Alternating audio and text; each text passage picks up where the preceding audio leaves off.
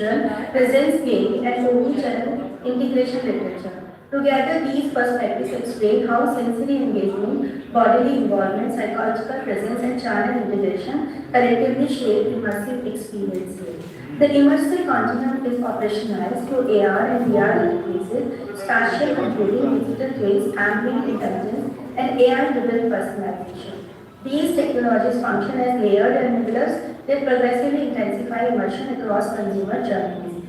My conceptual framework, this proposed model brings e-commerce high technologies to the immersive continuum, which in turn generates experiential value, consumer engagement, and organizational performance. Omnichannel orchestration, personalization, and trust act as a key moderator influencing these relationships. 7 propositions are developed. E-commerce 5 technologies positively influence immersion. Immersion enhances experiential value and mediates technology value relationships. Experiential value drives engagement and behavioral intentions. Engagement improves performance. Orchestration strengthens technology immersion pathways, and privacy concerns weaken value intention relationship. Results are there. Conceptually, all proposed relationships are expected to be positive, except for privacy and trust concerns, which exerts a negative moderating effect. The immersive continuum emerges as the central mechanism linking technology adoption with experiential and performance outcomes.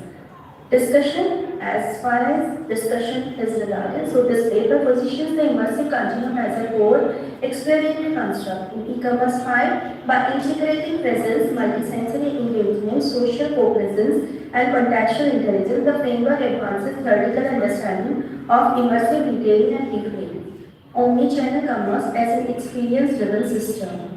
There are implications of this immersive continuum. Managers should shift focus from channel coordination to experience orchestration. Investments in data infrastructure, AI-driven personalization, and social co-presence are essential. At the same time, responsible personalization and strong privacy governance must be prioritized to sustain consumer trust. Implication for consumer behavior. The immersive continuum reshapes consumer behavior by increasing decision confidence, emotional connection, and engagement. Immersive cues and social presence enhance flow states and conversion likelihood. Shopping evolves from transactional activity to co-creative experiential journeys, redefining convenience as cognitive and emotional ease. Conclusion, e-commerce 5 transpose omnichannel experience design by positioning immersion as the primary driver of the value. The immersive continuum explains how consumer experiences become fluid, multisensory, and co-creative across physical, digital, and XR environments. The model offers a foundation for both scholarly inquiry and managerial applications. Future directions. Future direction as far as it is concerned. So, future directions are future research will focus on developing immersion, measuring scale, examining cross-cultural differences, exploring longitudinal immersion loyalty relationship, and incorporating neuroscientific indicators to deepen understanding of immersive consumer behavior. Thanks, ma'am. Thank you so much.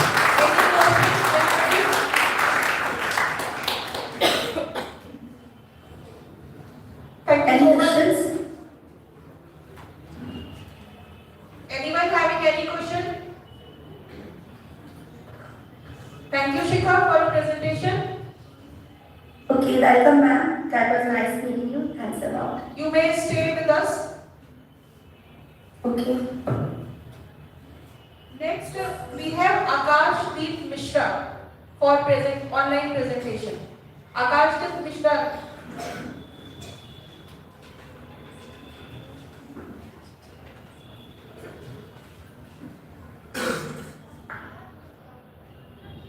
Hello? Yes, ma'am, present.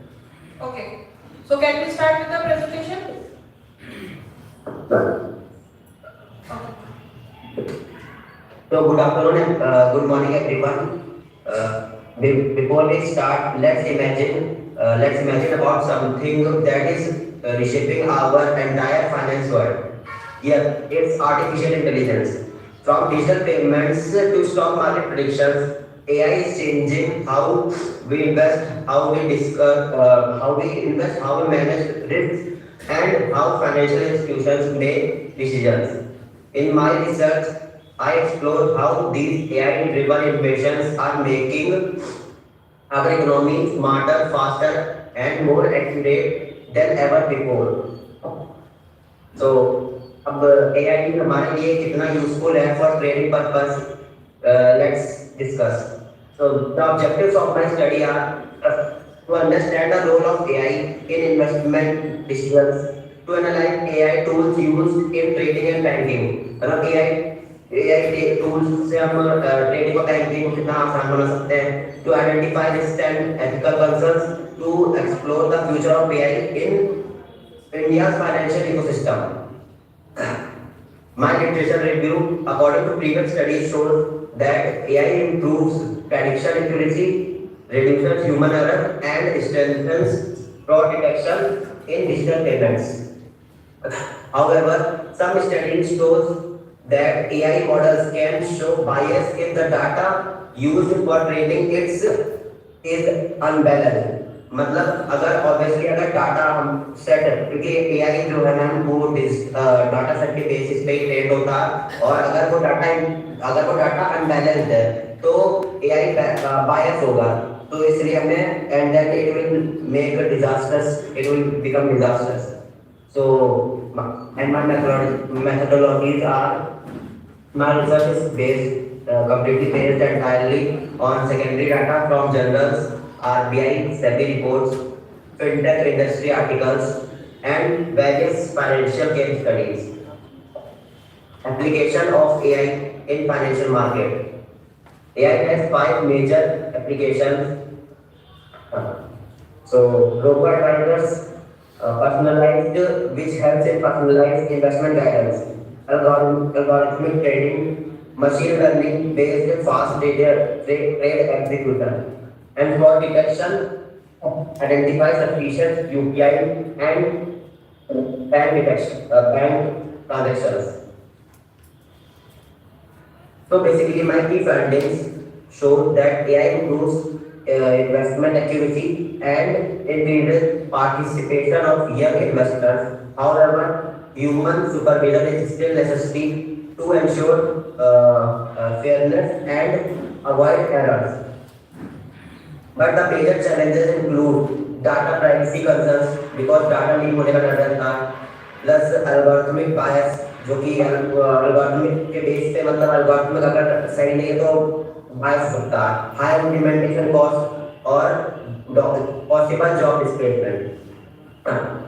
So these challenges must be handled responsibly for safe AI adoption. Future scope. Yes, in the future, AI will support smarter investment platforms, automated tax planning, and stronger cybersecurity and sustainable finance innovations in India.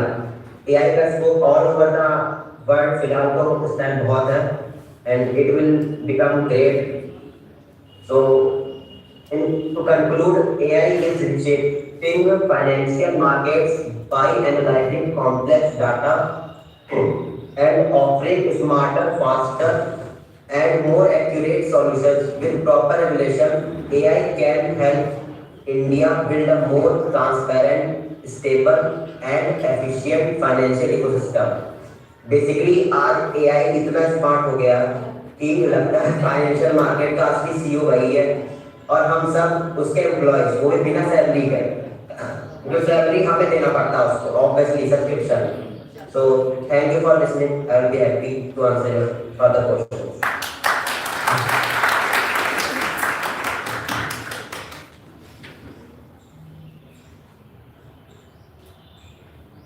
Any questions? Yes.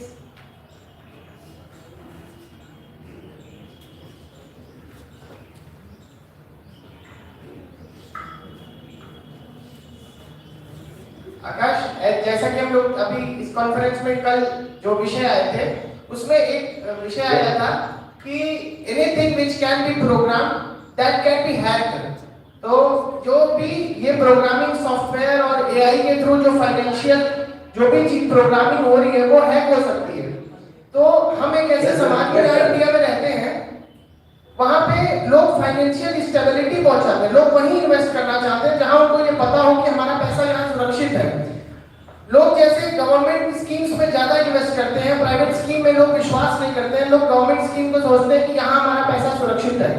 तो इस दिशा में AI और जो आगे AI का future है financial उसमें, तो ये कैसे उसको विश्वास अपने समाज में जीत पाएगा कि उनका पैसा जो इन्वेस्टमेंट लोग कर रहे हैं वो सिक्योर है। सर जो आपने क्वेश्चन किया सर, अकॉर्डिंग टू मी, जैसे मैं भी एक ट्रेडर हूँ बेसिकली, और मैंने मतलब मैं भी सर क्रिप्टो एक्सचेंजेस में इन्वेस्ट करता हूँ। सर बात ये है कि एआई जो है वो कंप्लीटली डाटा सेट्स जो होते हैं उसी के बेस पे ट्रेन होता है। जैसे कि फॉर एग्जांपल मैंने अगर ग्रो इस टाइम पे ग्रो के अंदर मैंने इन्वेस्ट कर रखा है सर, ग्रो के अंदर एआई बॉट जो है वो हमें सजेस्ट करता है एफएसए के बेसिस पे, मतलब फाइनेंशियल स्टेटमेंट एनालिसिस वो करता है, और उस जो कोई एक स्टॉक है पर्टिकुलर या कोई कंपनी है उसका ना रिसर्च हमें पॉइंट करके देता है। बट ह्यूमन का इंटरफेरेंस में तब भी जरूरी है, because AI is also robot, obviously robot या फिर सॉफ्टवेयर, वो तो मैं हमारा पूरा माइंड नहीं कर सकता ना। बात ये जैसे कि जो चीजें माइंड कर सकती है जो एक ह्यूमन कर सकता है वो तो एआई नहीं कर सकता ना। फिलहाल बात ये है सर, तो हमें पूरा एआई पे डिपेंड नहीं करना चाहिए ऑब्वियसली, क्योंकि इंसान तो इंसान है ना सर। बात ये एआई को भी आपने बनाया इंसानों ने ही है एक्चुअली। अगर पूरा ये डेटा बेस पे काम कर रहा है तो डेटा कैन बी मैनिपुलेटेड, तो डेटा मैनिपुलेट किया जा रहा है, उससे कहीं ना कहीं लोगों का, अगर एआई इंट्रोड्यूस होता है फाइनेंशियल सेक्टर में तो लोगों का विश्वास इतना करना आसान नहीं होगा। सर बात ये है कि एआई को केवल फाइनेंशियल स्टेटमेंट के एनालिसिस करने में हम इसको यूज कर सकते हैं, बिकॉज सर अगर मिलियंस और ट्रिलियंस ऑफ अगर डेटा है, जैसे कि अगर सर मुझे बहुत सारे लाइक 50 स्टॉक की कंपनी है ठीक, और मुझे उसमें सबसे बेस्ट चूज करना है कि हाँ मेरे को जैसे जो सबसे ज्यादा प्रॉफिट यील्डिंग स्टॉक है, या फिर लाइक मुझे अगर लॉन्ग टर्म में इन्वेस्ट करना है तो ऐसे अगर मुझे उसका जल्दी एनालाइज करवाना जाए, फाइनेंशियल स्टेटमेंट एनालिसिस ही मेन होता है सर कहते हैं किसी भी स्टॉक में या फिर क्रिप्टो एक्सचेंज की ट्रेडिंग में। तो अगर वो एआई जल्दी कर दे रहा है, ऑब्वियसली हमें अपना भी कहते हैं उसके अंदर खुद रिसर्च करना चाहिए, बट एआई सर वो चीज जल्दी कर सकता है, बस बात के लिए। ठीक है, ठीक है, Thank you, sir. So, Thank you, any sir. other question? Now we will invite Devesh, Mr. Devesh, for paper presentation. Thank you, ma'am. Thank you. Stay with us. Mr. Devesh, are you there for your presentation?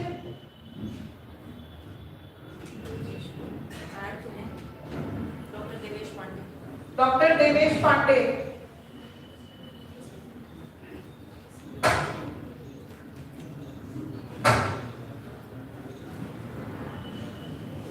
Dr. Devesh Pandey, are you there for your presentation? Okay. Now we have one keynote speaker online, joining us in online mode. That is Professor Uma Maheshwara Rao from NIT Warangal. And with this we are going. Mr. Devesh Pandey. Ji ma'am नमस्कार। आप available हैं अभी paper presentation के लिए? जी ma'am. So you have only 3 to 5 minutes maximum for your presentation. Okay thank you ma'am. Can we start? Switch on your camera. Can we start?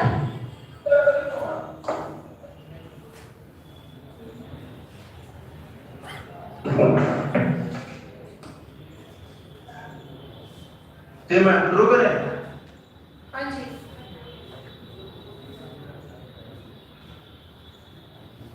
जी ma'am सबसे पहले तो आयोजक मंडल का बहुत बहुत धन्यवाद कि उन्होंने हमें इस मौके पर पेपर प्रेजेंटेशन की अनुमति प्रदान की। साथ ही पैनल में जुड़े हुए सभी साथियों को मेरा नमस्कार। मैं देवेश कुमार रिसर्च स्कॉलर हूँ सोसाइटी डिपार्टमेंट में एलबीएस डिग्री कॉलेज गोंडा। आज का जो हमारा टॉपिक है वो है ये आधारित निर्णयों का सामाजिक नैतिकता पर प्रभाव। साथियों, आज के बदलते सामाजिक और तकनीकी परिवेश में ये आधारित निर्णय प्रणालियां तेजी से हमारे दैनिक जीवन का हिस्सा बनती जा रही है।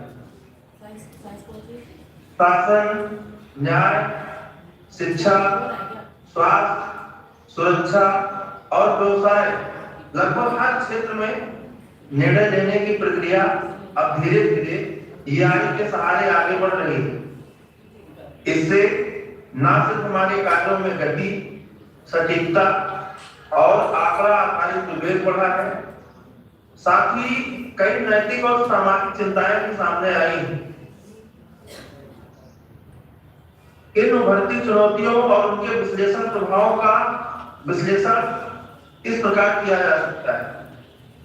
विभिन्न प्रकार के अध्ययनों में ये सामने आया है कि ये आई की निर्णय प्रणाली आंकड़ों पर आधारित होने के कारण उसमें मानवीय संवेदना, करुणा और नैतिक विवेक का अभाव रहता है। यदि एआई को अपूर्ण या पक्षपाती आंकड़ों पर प्रशिक्षित किया जाता है तो उसके द्वारा लिए गए निर्णय भी पक्षपाती हो सकते हैं, जिससे सामाजिक, आर्थिक और सांस्कृतिक असमानताएं और गहरी हो सकती हैं। इसके अतिरिक्त ये आई की जटिल संरचना के कारण उसके निर्णयों को सामान्य लोग समझ नहीं पाते हैं, जिससे पारदर्शिता और जवाबदेही दोनों प्रभावित होती है। अत्यधिक आंकड़ा संग्रहण से व्यक्तिगत गोपनीयता और स्वतंत्रता पर भी खतरा उत्पन्न हो सकता है। ये आई पर तीव्र निर्भरता मानवीय निर्णय, शक्ति, संवेदनशीलता और सामाजिक समझ को कम कर सकते हैं। उदाहरण के लिए वर्जीनिया के क्लार्क टेक्सटाइल में ये आई के सक्रियता के कारण वहां के लाखों श्रमिकों को रोजगार से हाथ धोना पड़ा। ये आई जनरेटेड रोबोट से वहां पर टेक्सटाइल मिलों में श्रम से संबंधित कार्य लिए जा रहे हैं। इसलिए आवश्यक है कि ये आई आधारित निर्णय प्रणालियों के निर्माण और उपयोग में स्पष्ट नैतिक दिशा निर्देश, कठोर निगरानी व्यवस्था, सुदृढ़ जवाबदेही तंत्र और मानव हस्तक्षेप का संतुलित ढांचा सुनिश्चित किया जाए। समग्र रूप से हमारे Yes, we can see your screen, but not my video. but not your video. Okay, one second. Your one. Oh, okay. Now it's Can you see? Yes. Okay, good. very good morning, sir. So we have our chairpersons for the session, Professor Sanjay Pandey, sir, from Mathematics Department, Professor Arvind, sir, from Zoology Department, and Dr. Manish Sharma, sir, from Mathematics Department. Okay. Okay. So we can start now? Yeah. Okay. Okay, good morning, distinguished guests and participants. I am Dr. Mohammed Ismail, faculty in the Department of Metallurgical and Materials Engineering at NIT Warangal, that is in Telangana. I would like to thank Dr. Shailja Singh for inviting me to this conference, which is AI Entrepreneurship and Sustainability, which is kind of broad. So in my area of work is basically on machine learning in material science. It is not directly related to business, but somewhat relevant in the terms of machine learning. I received my PhD from University of Central Florida and postdoc from National Institute for Material Science, Cuba. And I joined here in NIT Warangal in 2018 as an assistant professor. Well, title of the talk is Machine Learning for Binary and Multi-Component Alloy Design, Opportunities for New Technologies and Ventures. This work is done by my students Sagar Aditi, Akit PS, and I'm presenting it here. So I'm not giving a broad introduction to AI. You all know about AI being this audience. And basically, machine learning needs data sets, and the data sets screening, and we select features, and eventually we split the data set, training and testing, we validate it. So we do all these things, and particularly to materials, we have composition. Let us say I have two metals, let us say copper and iron. So copper 50%, iron 50%, that is the composition part. And the structure part, the structure is the crystal structure of elements. For example, iron has body-centered cubic, copper has face-centered cubic crystal structure. And the properties, what is the strength of this alloy, for example, copper iron alloy? If we mix 50-50%, what is its composition? And also properties, how much strength? Does it have 1000 megapascals of strength or 2000 megapascals of strength? What kind of applications it can be used? And things like that. And the process, what kind of processing you are doing, what kind of heat treatment you are doing. So whether you are processing by whether you are doing rolling, kneading, forging, what is the process? So the overall, we take data of all these things, and we finally develop new alloys and new technologies which can be used for different applications. And in fact, these developments can be used for new technologies and ventures. So if anybody wants to start up, they can pick up from the data generated, the new online data that we generate, and you can use it for businesses, new businesses. So that is probably a small relevance that I can show. Well, so after that, I would like to briefly introduce you to these diagrams. I'm not sure how many of you have seen these. These are called phase diagrams. So we have alloys, metals, for example, gold and copper. So we know traditionally in jewels we add copper to gold to make it more ductile and more drawable into jewelry items. So what happens when we ally them from completely pure gold to completely pure copper? As we add 10% copper to gold, 20% copper, 30% copper, like that, what will happen? Whether they are soluble in each other or not. Yes, indeed, copper is soluble in gold 100%. So that system is called isomorphous system. Iso means same, morphous means structure. So they will have same structure from left to right, face and touch, 100% solubility is there. So that means in the solid state, two metals can dissolve in each other 100%. The next one is limited solid solubility system or partially soluble system. In this case, we take the example of copper and silver. Only 8.8% copper in silver can be soluble. Pointer options. Laser pointer, yes. So, partially soluble, 8.8% copper in silver. So that is shown by this triangle point here. And on the right side, also you can see 92. That means 100 minus 92, 8% silver can be soluble in copper. So this is solid solubility. So similarly, we have in some systems we have 0% solid solubility, and this is another type of 0% solid solubility system. This is one more type of 0% solid solubility system. That means metals do not mix among themselves. Like for example, gold and silicon cannot be dissolved at all in each other. Gold and silicon, if you take, they can never be mixed. Aluminum bismuth is almost the same case. You cannot mix them under normal conditions. And things like that. So, what determines basically this solid solubility? Why that solid solubility is more in some systems, less in some systems, 0% in some systems? That is based on atomic potentials. Well, Hume-Rothery in 1889 and 1968, actually in 1930s, he proposed some rules which we call as Hume-Rothery rules. Basically, they guide the solid solubility. He made some principles by which we can actually guess the solid solubility. For example, if the atomic size difference between the two metals is less than 15%, they can be highly soluble. There are many examples. I will show you. Copper gold, for example, they have less than 15% atomic size. So hence they can be more soluble. Electronegativity difference between the metals is also one more reason. If there are two different in electronegativity, they form compounds instead of being soluble in each other. The third one is valence. So the balance is, if it is similar, you will get higher solid solubility in the metals. And finally, same crystal structure. If they have same crystal structure, in this case I am showing BCC, BCC, body centered cubic, body centered cubic, then they can be more soluble. If it is FCC, FCC, also it is possible. HCP, HCP, also it is possible. But if there are two different crystal structures, it is not possible to get 100% solid solubility. So these guidelines were proposed by Hume Rothery, and we still use them, and they are called Hume Rothery rules. So, but even though he proposed, and we have several systems following the Hume Rothery rules, copper and nickel, for example, they have less than 15% atomic size difference, in fact, only 2%. Electronegativity is very less difference, and so valence is very less difference, but solubility is 100%.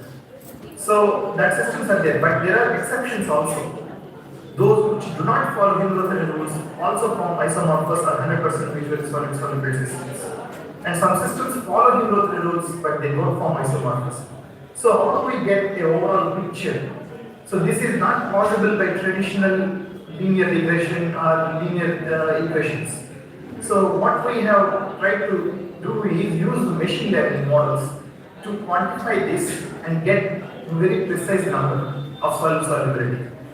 So our objectives were to quantify the solid solubility limits as a function of Hume Rothery factors, those atomic size, electronegativity based factors, then exploring any additional factors which could be contributing, which Hume Rothery might have missed out. We wanted to explore and then estimate the relative importance of each of these above factors.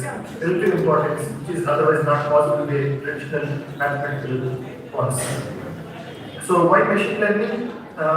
Machine learning can deal with large data sets while minimizing computation time and some other advantages, as I said just now in the background. And then we have used particularly starting with random forest because it's ability to encompass patterns in numerous decision trees, and also applicable to small and scalable data sets. Instead of going for large data sets, which we have limited in binary systems, so random forest would be ideally suitable to start. So we have done a literature survey. Of course, literature survey shows the traditional ways of explaining the solid solubility, and the machine learning ones also. There are typical, there are results of 60 systems, 231 systems, and 65 Vignesh systems, and even in fact one study on 408 systems also. But there is nothing encompassing the whole binary alliance systems, all. So we actually have taken that as a problem statement, and these vertical axis is testing accuracy. Somebody reported very close to 100% testing accuracy, but that's only for 65 data, 65 allied systems. But actually all binary, that means if I combine all periodic table metals, let us say 60 metals with 60 other metals, so you will get close to 3000 plus possible systems. So we wanted to combine everything, and we have collected all the data set, and then this work we have reported a testing accuracy close to 83% for 2915 data systems. That is what I am going to show you today. So what is the methodology? We have collected the data very meticulously for all the binary allied systems, such as atomic size, electronegativity, valence crystal structure, and many other factors, additional factors possible. And then we have plotted data visualization graphs, and then we have done feature selections, and then the data split, 60% training, then testing is 25%, and finally validation is 15%. We have kept some data aside purely for validation, 15%. And then we have used ML algorithms that are random forest, XGBoost, LGBM, and CatBoost. And we have also done hyperparameter tuning on the way, and we have done cross-validation as well. So, methodology wise, as I said just now, we have done this, and this is 60% is the test training and 30% testing. So, well, these are the features: atomic size, electronegativity, valence crystal structure, melting point of A and B is the additional one we have chosen. Atomic weight of solvent and solute also we have chosen. Heat of mix, density, cohesive energy, and E by A ratio of all these elements we have chosen. And these are the mathematical expressions of the same. Atomic size factor means the difference in percentage difference in the atomic size, Ra minus Rb by maximum of Ra Rb, and similarly electronegativity valence is the ratio of electronegativity of A element divided by the B element, and atomic weight factor very similar. Other things are very similar, and by some metallurgical analysis, we have removed heat of mixing, density, Poisson energy, and E/A ratio, and finally we have selected the 6 factors. If there is time permitted, I can show about these things, why we eliminated this, but for now I am skipping this. And these are the ones. First we started with 4 factors, then we have taken the 6 factors, that is the melting point and solute, melting point of A, melting point of B both.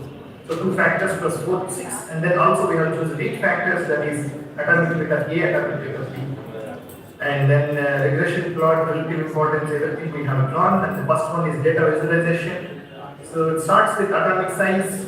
So what it shows is on the vertical axis solid solubility, that is up to 100% possible from 0%, and as the atomic size factor. If the atomic size factor is close to 0, that means if the 2 elements are almost the same, then you can get excellent atomic solubility. That means 100% solid solubility. That's what it shows. If it is 0, then you can get 100% mutual solid solubility.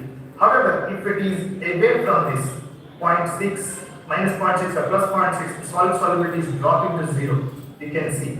So this is a nice funnel shape indicating that plays an important role in the solid solubility, atomic size.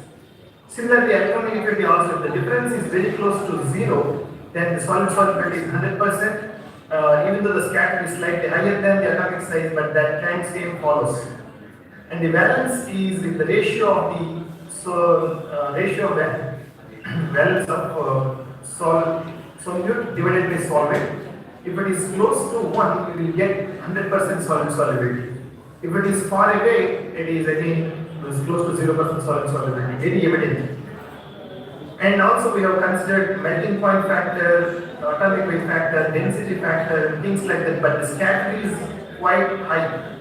The scatter is quite high in all the other things. Heat of mixing, the scatter is very low, again similar to atomic size. But this is a thermodynamic factor which includes the effect of all these things, but we cannot pinpoint on any one thing, whether it is due to atomic size, electronegativity. So this is a thermodynamic factor, so we eliminated this.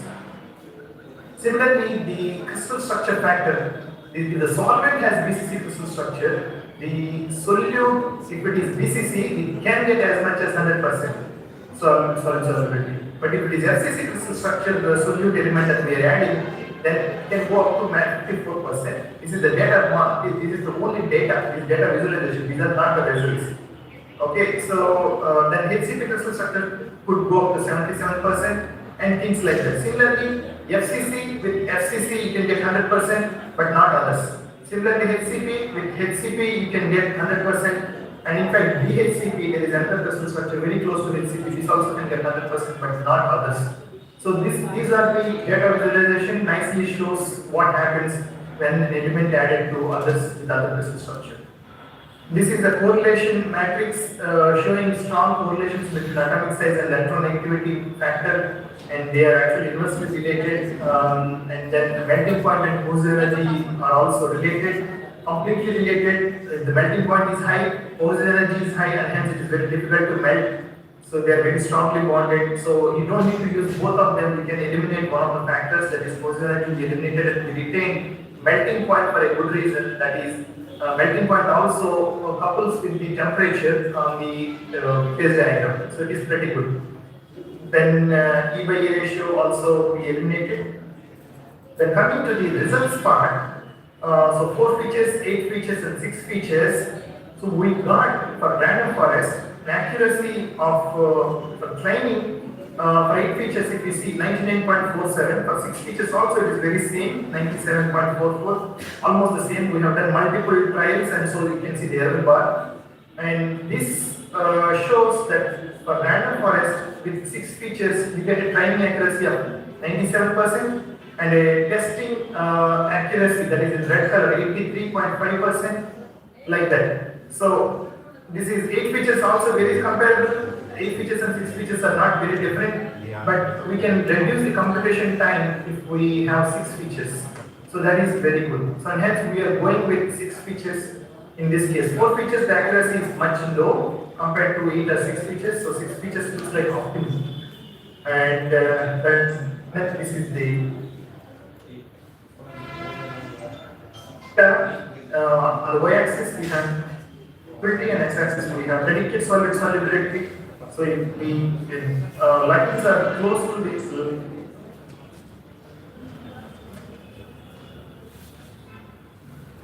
You are not audible, sir.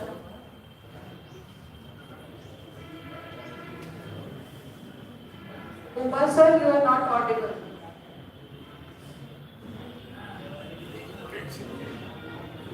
यहाँ connection की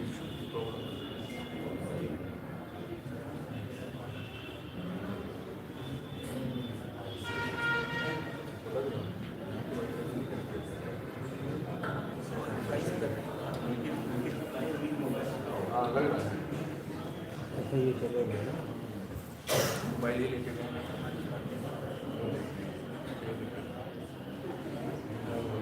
Please don't talk.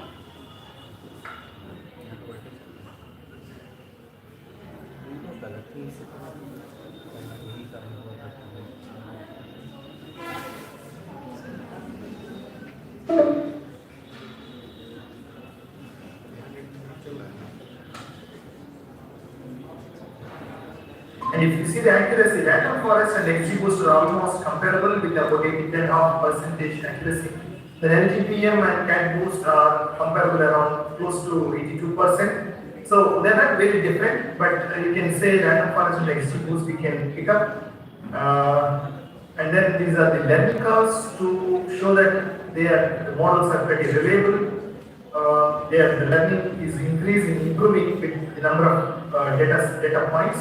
So like that, 6 features is okay. And then this is the comparison between different ML models for the feature importance. You can say from these things that atomic size factor is contributing the highest of all, no matter which model we use. And then electronegativity factor is highlighted as the second one in the 4 features and in the 8 features as well, and also 6 features. However, in CAD boost particularly, it is showing crystal structure as the second most weighing factor, and we think that crystal structure should be the second one. So anyway, the data is data, so we go by the overall, and electronegativity is contributing significantly, and then valence factor. However, melting point A and B also contribute almost as close as to the electronegativity factor. So to conclude, highest R-square score of around 83-84% is obtained using XGBoost random forest methods, and then the addition of melting point of A, melting point of B, atomic weight atomic B enhances the model learning and generalization, but we retain mainly at melting point A and melting point of B, and for the moment to save the computation time, we remove atomic weight A and atomic weight B. And then overall ranking of the feature importance is crystal structure weightage factor, electronegativity factor, melting point A, B, valence, and things like that. So this is my conclusion. So we can develop now based on this. We can develop binary alloy systems or even 5 binary alloy systems also. Those are now being called high entropy alloys. So for high entropy alloys also we can apply and expand these models, and we can develop and discover new materials for new technologies and ventures as well. That can be taken up as a startup. So with this, I would like to thank you for your attention. Once again, I would like to thank Dr. Shri Lal for this invitation, and I am happy to answer any questions if you have. Thank you so much, sir.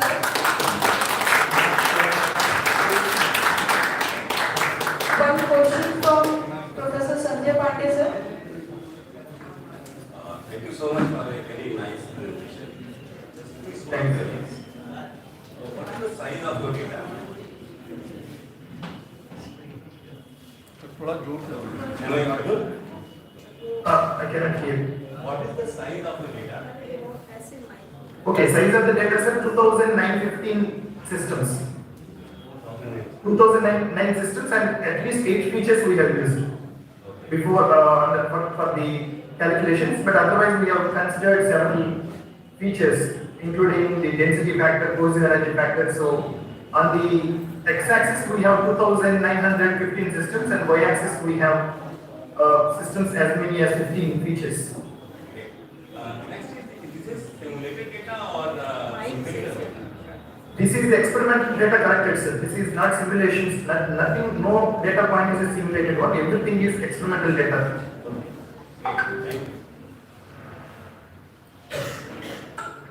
Any other question, anyone? Kumar sir, your session was so technical and there are some students also sitting here and they might not getting what you said. So can you simplify it for them? Well, as I have started with, we have alloys. Alloys are nothing but a combination of metals in this case. So when we mix two metals, how much a metal can be soluble in the other metal? Let us say copper and iron, how much they can be soluble, or copper and silver, how much they can be soluble? Well, in the liquid state, they can be soluble 100%, no problem. When we heat up to more than the melting points, they can be miscible, like regular water and milk. But if there is something like water and oil, they don't mix well. They don't mix at all, right? So how to mix these things? How to mix in the solid state? We can mix them by regular cooling, or by some rapid pinching. We can pull and we can actually make them soluble. However, our aim is not to mix them. Our aim is to calculate how much they are soluble. Let us say kerosene and oil, how much they are soluble in each other. Okay, so 8%, 10%, 50%, or 100%. So in order to calculate, there are some fundamental parameters as I have shown you, like atomic size. Atomic size you must be knowing, right? Each atom is about 1 angstrom in size. 1 angstrom is about 11.1 nanometers. That means it is 1 lakh times smaller than your human hair. Right? It is so small. So that is very small atom, right? So how to mix these things, and then how to calculate the miscibility, how much is the solubility. So that mathematically we are doing using machine learning, using the data set we have. Yes, Dr. Saileja. Yes, it's fine. So did you get his point, what he wanted to say? किसको समझ में आया कि basically ये machine learning किस चीज में use की जा रही है? Anyone? Do you know alloys क्या होते हैं? What are alloys? What are alloys? Anyone can tell me? Mixture of metals. ठीक है? Liquid, solid state में metals cannot be mixed. अब उनको क्या करते हैं? Liquefy करते हैं. And liquid state में वो कितने परसेंट एक दूसरे से soluble है, उसको देखने के लिए, उसकी इंफॉर्मेशन के लिए, उसके रिसर्च के लिए we are using machine learning as a technique.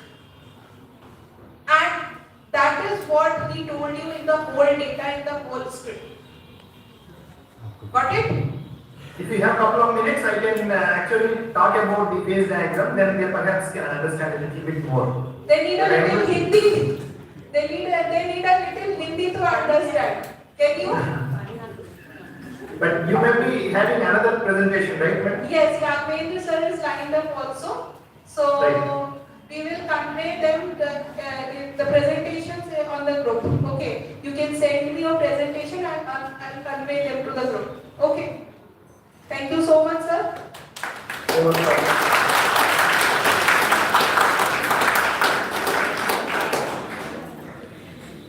So our next presentation is from Dr. Raghavendra Nayak.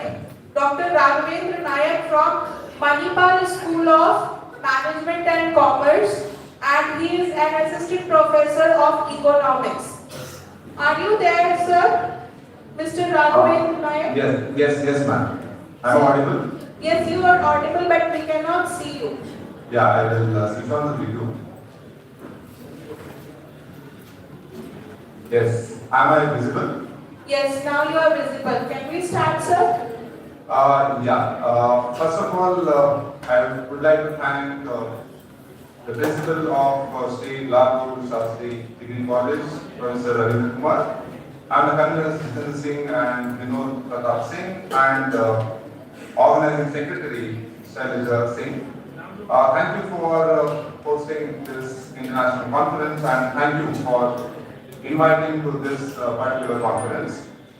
Myself, Raghavan Nayak, I am faculty at Manipal School of Commerce and Economics, Mahe, Manipal.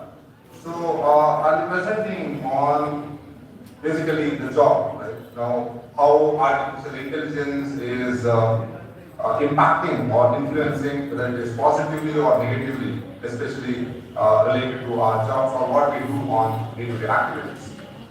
Now, when we think about artificial intelligence, we always think about how beneficial it is for me when I am doing a particular task, right? We always think how useful it is, but we will not be thinking from the other side of it, where artificial intelligence may also take away our jobs, right? When we heavily rely upon artificial intelligence, there are high possibilities that it may drive away our jobs and we may be unemployed if we don't cope up with what is happening in the technological advancement. So, having said that, I want to present a particular PPT. Do I have the option of presentation? Just hold on.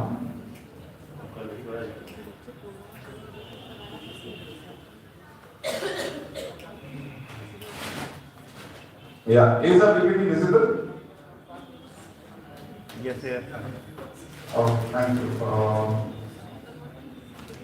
One second. You can just put it on slideshow.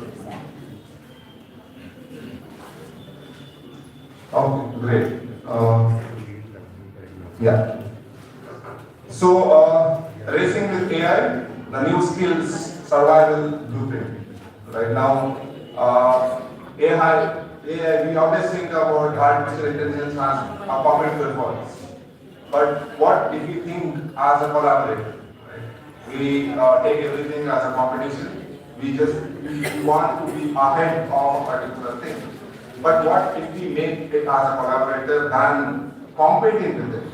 Because obviously it is an artificial intelligence. It cannot compete with natural intelligence. Right? We have emotions. We have our own natural intelligence where we have prior experience, we have lived experiences. Whereas artificial intelligence is only the data what is there in the system or the cloud and takes those and then gives out.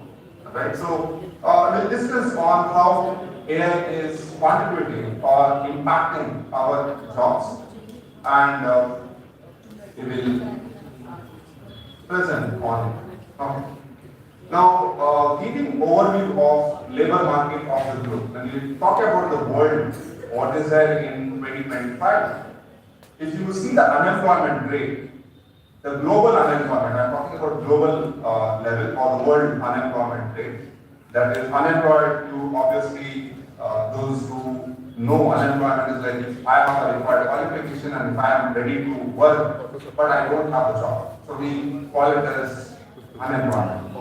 Now, in the case of global level, the unemployment rate since 1991, we are talking about 1991, almost 36 years back. Now, currently, it is just 4.9%. That is lowest since 1991.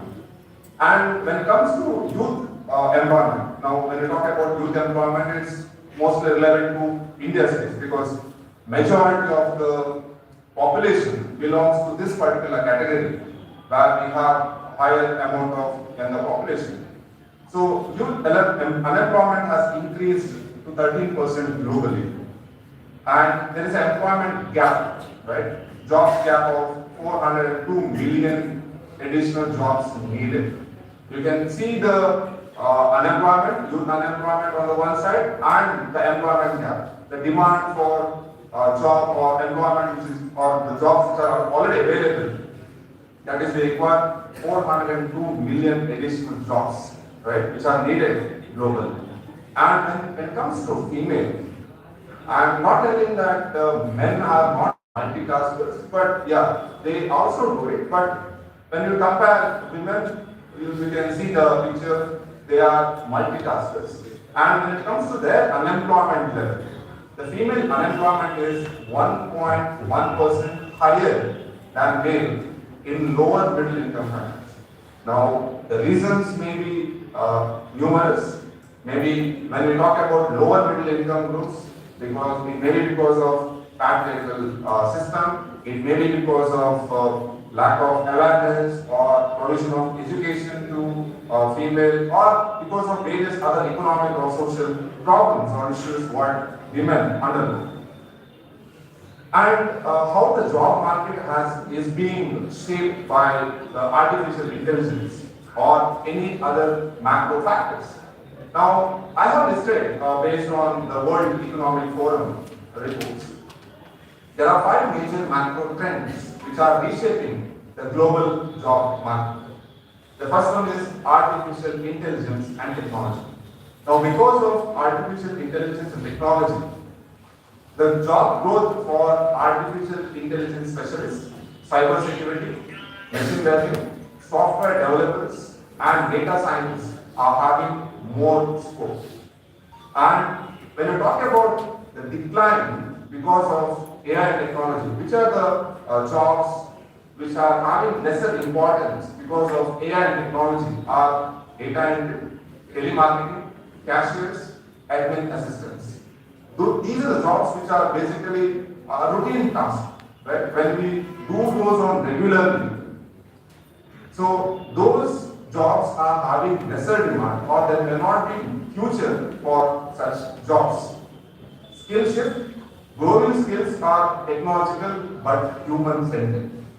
Though when we talk about artificial intelligence for till 2030, the skills we cannot say that everything will be AI driven. It is not, as I told initially, AI is having it's an artificial intelligence, artificial. And maybe in future we have a side, superficial intelligence. But as AI has to be supported by human beings, because AI don't have the emotional intelligence or the natural intelligence. It will not be able to understand the human behavior or what the particular person is trying to say or communicate, may not be directly through a particular language, but also through various body languages. So, skill shift, growing skills are technological but human-centric, like analytical, creative thinking, resilience, and adaptability. Right? If you want to survive, or you want to continue with a job, or if you want a promotion, or if you want to climb up the ladder, then you should have these human-centric skills, mainly analytical, the artificial intelligence, the data, or the softwares, or any platforms, they may give you output. But if there is no human intervention, if you are not able to analyze the data, if you are not creative in thinking, or if you do not have the ability as resilience, as facing the challenge, or you are not able to adapt, let us see, that is a Gonda, right? Then you will be out of the market. Right? It's always we have to make sure that we have some knowledge of artificial intelligence and then we apply our natural intelligence. The second major macro trend is economic uncertainty. Now, what factors force business to focus on efficiency? If you talk about inflation, right? Inflation, we say consistent or persistent rise in the price level over a period of time. And when there is an inflation in the economy, or when you talk about the globe, that is going to affect everyone, whether you are as a producer or you as a consumer. Right? Producer has to incur higher cost of production, so obviously his cost of production increases and he thinks how to minimize the cost. Right? And second one is rising cost of living. As the level of inflation increases, people should spend more compared to previous years because now the price level has gone up. आपको ज्यादा खर्च करना पड़ेगा, क्योंकि जो सामान आपको पहले मिलते थे उनका जो प्राइस होता है वो बढ़ जाएगा, right? Slow economic growth. Economy is not developing fast. There is slower economic growth, because of which the businesses are not able to make good amount of profit. And when they are not able to make good amount of profit, the investment activities will slow down, and that affects the economy. The third macro trend is green transition. So we always talk about the climate change, global warming, or air quality index, right? So the companies or the economy is trying to reduce the carbon emissions and adapt to climate changes, are creating new career paths and transforming industries. So job growth in this particular sector are farm workers, right? Farm workers plays a major role. खेतीदारी करना पड़ेगा, but you cannot think more of human-centric activities. Though you have artificial intelligence, but humans plays a major role. Renewable energy, we have to use solar. The government has started a new scheme, solar rooftop project. Wind energies, hydro energies, but wind energies are most affordable and easiest way of using a source of renewable energy. So those who are in that particular sector in the form of engineers, sustainability specialists, we talk about sustainable development goals or sustainability, that is meeting the needs of present generation without compromising the ability of future generation to meet their own needs, right? So we have to have sustainability specialists who will be able to help us in reducing or addressing various economic, social, or environmental problems. And aerospace industry in reducing carbon emissions. If you talk about aerospace, you have multiple things. Every country is trying to launch satellite vehicles or other things, because of which the emission generated by these activities are very high. So how to reduce the emissions in this particular sector? Then the skill shift, demand for green skills are more than supply. So when we talk about this, there is higher demand for these people under job growth, but the supply is very less. There are no specialists in this particular field. The fourth one is geopolitical issues. Now you have come across what has happened or what is happening in the current world. One way Thailand is trying to attack Cambodia, China and Russia are trying to cross through the border of Japan. Then there is Russia and Ukraine. Then there is some policies, and now again the Mexico has come into picture, right? So increased geopolitical tensions, trade restrictions, changes in global supply chains. Recently, America has sanctioned some amount from fighter jets to Pakistan. Mexico has imposed 50% of tariff on Indian exports, right? So what is the impact on job? Net 5 million job creation in logistics, security management, and strategic advisory roles. Why? Because when one country is imposing some kind of restrictions, or when trade routes are blocked, you have to find an alternative. So there is increased demand for logistics, increased demand for security management, and strategic advisory roles. Now, workforce strategy, move operations closer to home, that is reshoring. Than offshore, you have to go to your home. That you make sure that you are safe and in your place. We talk about in the Indian context self-reliance. खुद पर आत्मनिर्भरता we say, right? So we have to depend on ourselves than depending on other countries. So when we have spoke about 1991's new economic policy, liberalization, privatization, and globalization, we are very happy. Our economy was open to the world economy, and we thought like everything will improve. But when we think of depending heavily on other countries, then we will be getting impacted. Right now, if you look from a lighter note, like you see that a student always depend upon a rank holder who sits ahead of him and try to copy him during examination. And now suppose the faculty shuffles that position. Think of this situation. He was very confident that he is there, he will help him, and then we can score good marks. Faculty has shuffled the position now. See what will be his situation. The same thing is in the training activities. Right? So we have to depend less on others, we have to be self-reliant. That's what the geopolitical issues takes. That is a basic understanding of this. In response to supply chain vulnerabilities, demographic changes, population, right? Now, some countries, if we talk about Japan is having more in terms of aging population, right? They have more of elderly people. So their consumption activities or consumption behavior is different compared to those economies where they have more of younger population like India, right? Now, from that particular aspect, the job roles or demand for jobs will also change accordingly, right? So aging population, higher income economies, and a growing age, working age population in lower income economies are fundamentally altering labor supply and demand.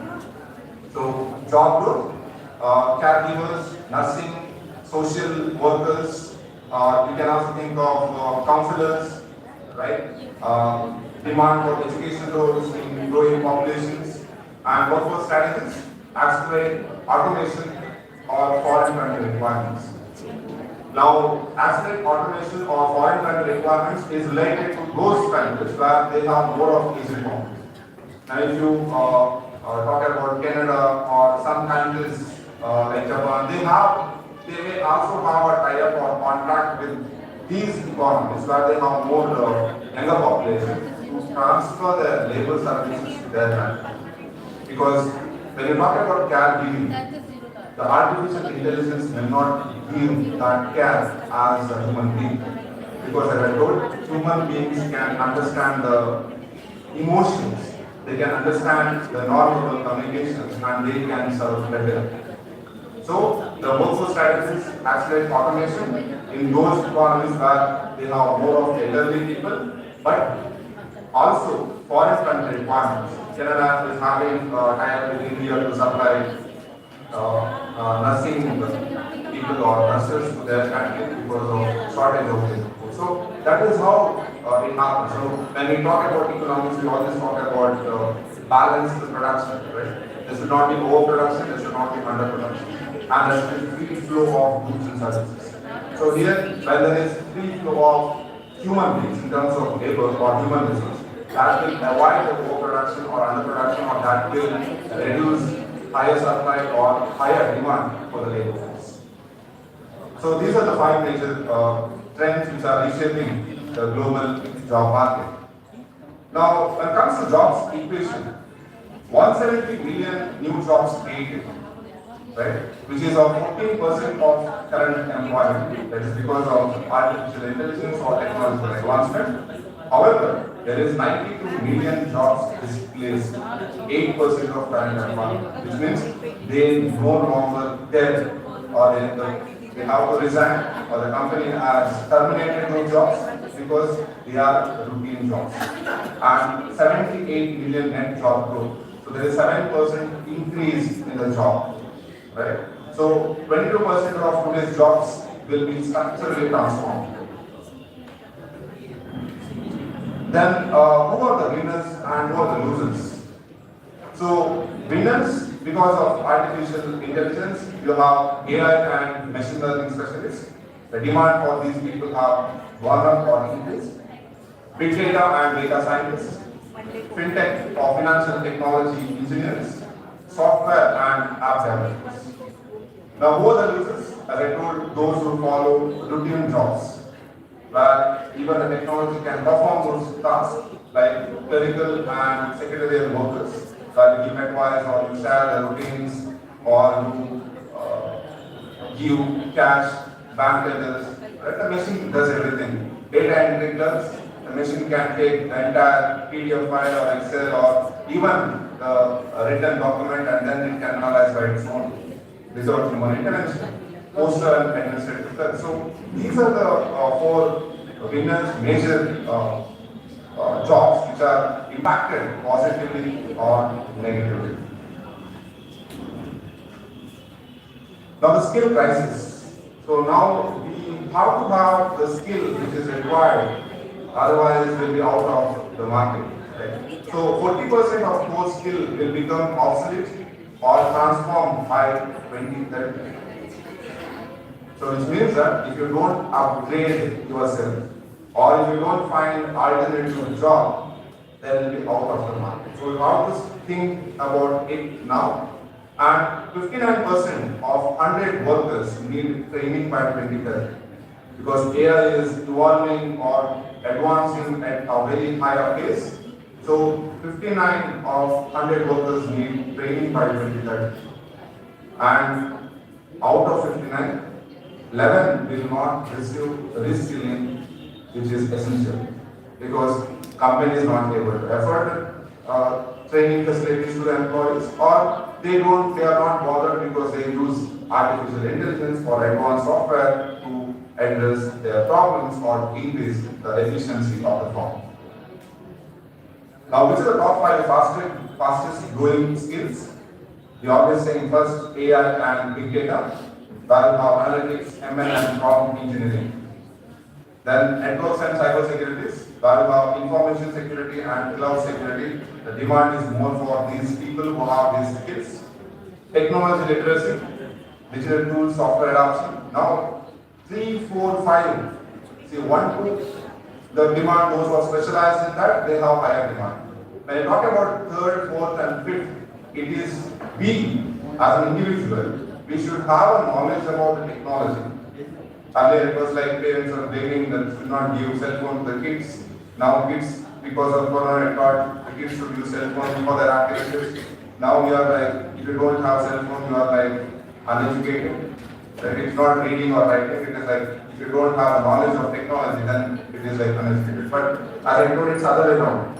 It doesn't mean that we have to heavily rely upon technology, but basic understanding of how the technology works or technology will be helpful than helps in saving time and cost, then we should have knowledge of those. But it should not make us lazy. That is one more thing. So technology literacy, digital tools, we should have some idea, and software adoption. We should be ready to adapt to any situations. Right? That helps us to grow. Creative thinking and innovation. Artificial intelligence, again, we may not be thinking creatively, it will give the data what is already there on different platforms. And it is we as an individual or human being who has to have that creative thinking skill and also strive for innovation. How I can do better. Right? Now, there are 2 ways. One way is like I use my own brain. Right? As a human being, I use my emotional or natural intelligence, and then I also take the support of artificial intelligence. Now we cannot heavily rely only on artificial intelligence because it may not be, the data may not be accurate, the source may not be authentic, it may randomly give something. Right? Unless you prompt it properly that give me authentic source of this, and then you go and recheck whether the report which is given by artificial intelligence is correct or not. So human interference is very, very important. So here it comes problem and design and problem solving skills. Resilience and adaptability. So you should be resilient, you should be ready to face any challenges, and you should be ready to adapt to any situations. Whatever happens, I will handle it. Not telling like that, but you should have the required skills to handle any unforeseen situations. You should be flexibility, you should have that flexibility, and you should have the mindset of lifelong learning. Right? Unless we don't have that lifelong learning kind of attitude, we may be left out in the market. Right? So the most essential core skill today, as I told, analytical thinking, resilience, flexibility, and agility. Leadership and social influence. So you have so many influences on social media who give gyan. I don't know how many of them follow those who give gyan, but still but those also plays on leisure. If it is good, if it is working, and there is a validation, then you should have these skills. Creative thinking, as I told, motivation and self-awareness. Right? When I talk about self-awareness, I should know what skills I have. Simply, I cannot say that I know everything. Right? And when I know that I don't know something, then I have to work on it.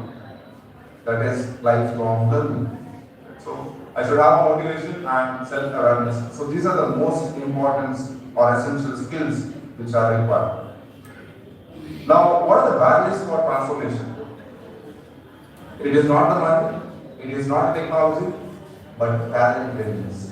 63% of employees identify skill gap is the biggest barrier. 63% of employees. They feel that skill gap is the biggest barrier. So they don't have that skill, because of which they are not able to move ahead in their professional life or career. They are not able to continue in that particular job because you have a better person than you who will be a competitor.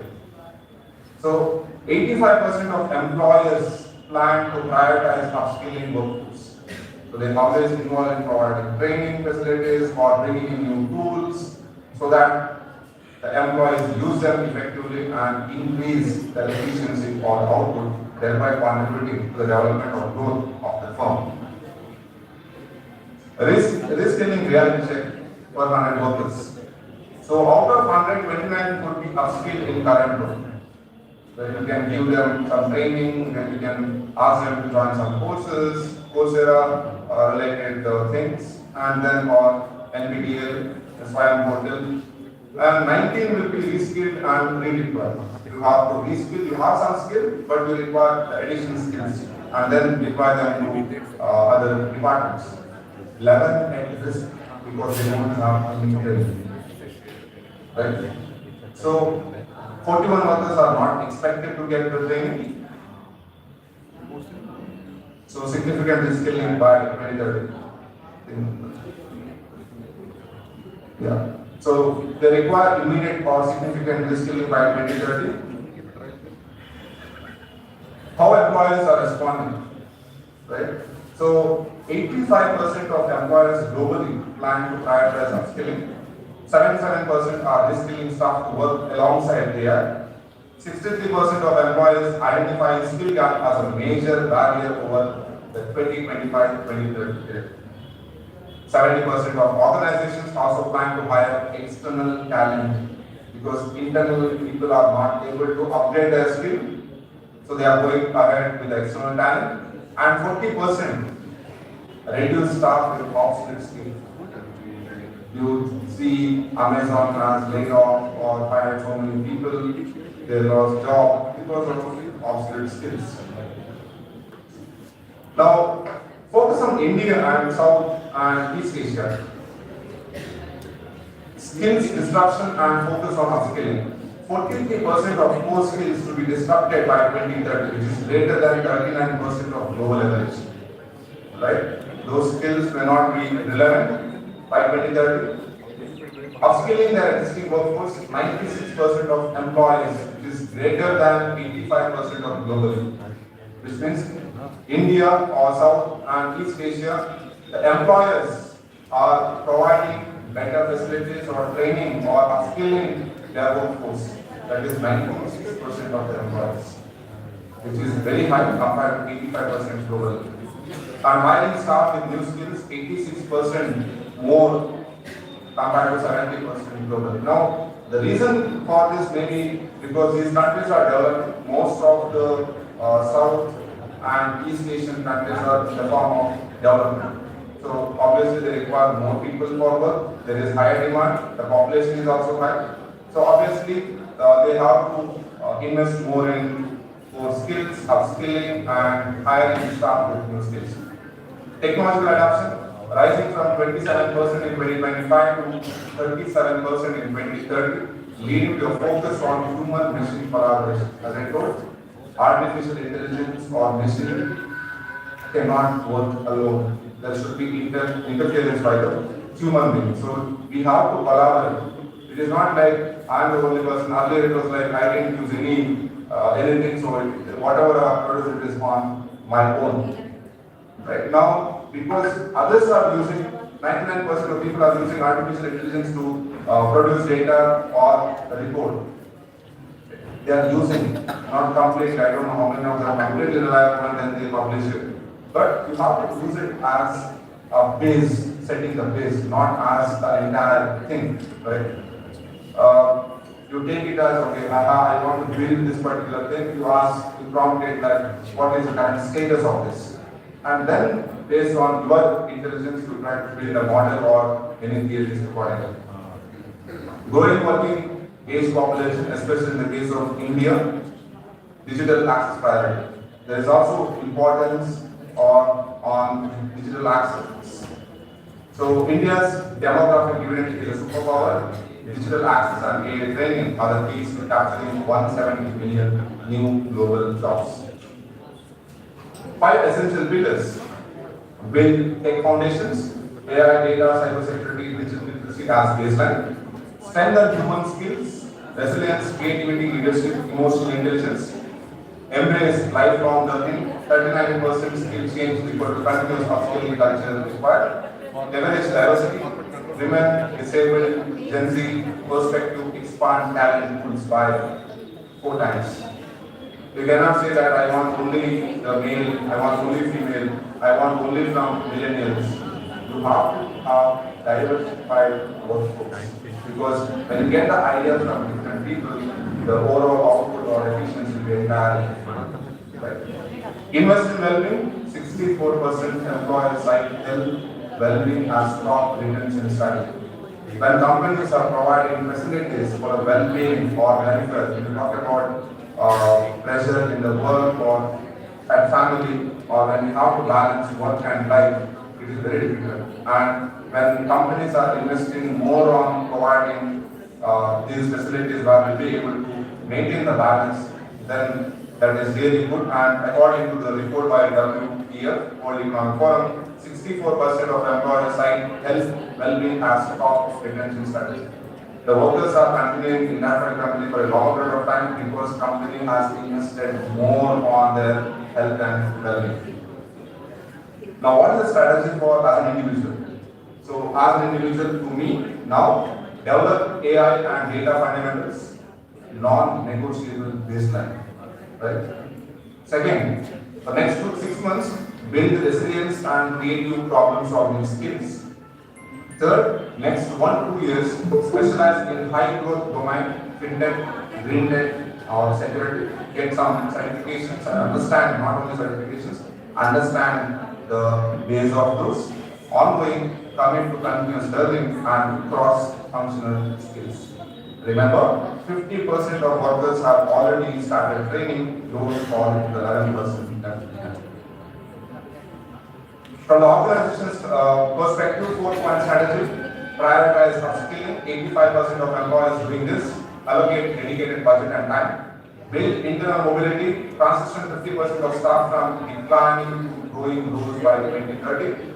Expand diversity hiring. As I told, women, Gen Z, disabled talent can expand available pool 4 times. Invest in well-being, health, mental health, work-life balance, digital retention strategy. So, key message: commit to upskilling as competitive advantage, mobility, diversity, and well-being are retention and innovation levers.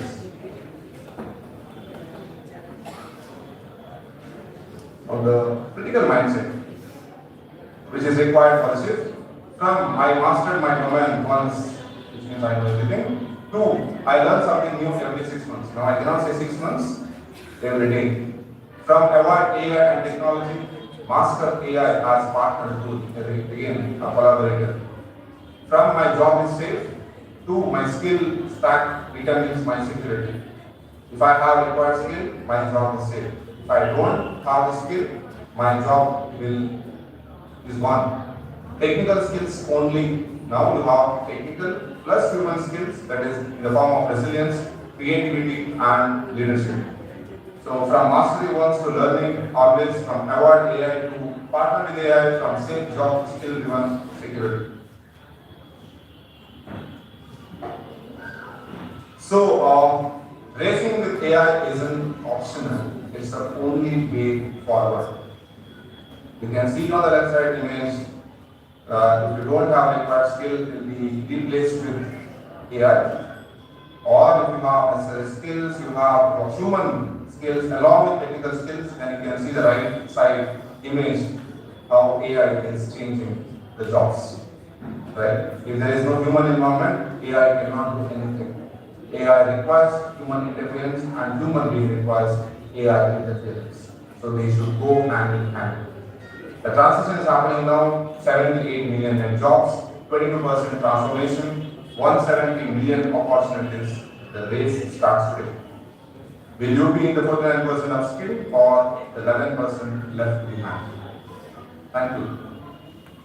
I just have one thought.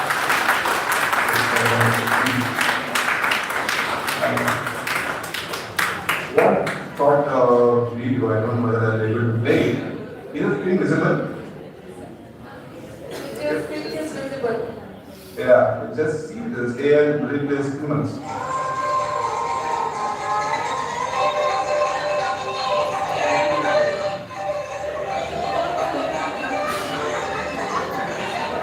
We cannot see the video.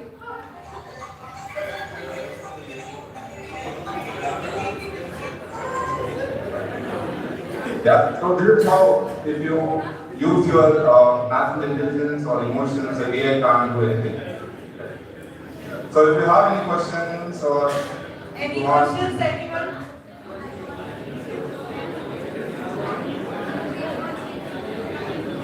No questions? Okay, thank you, sir. Yeah, thank you so much, ma'am, for inviting me to this conference.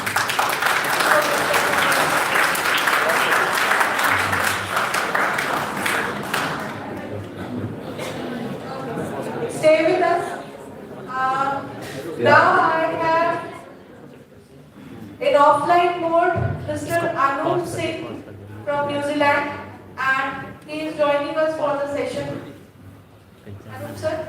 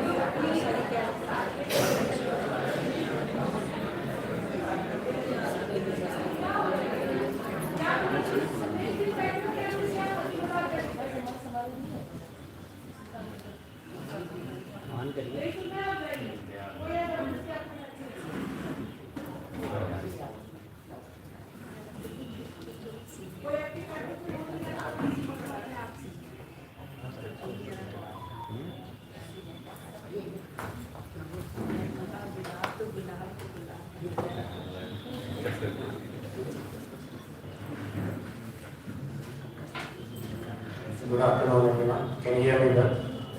Yes, sir. मेरा गला थोड़ा खराब है सुबह से. I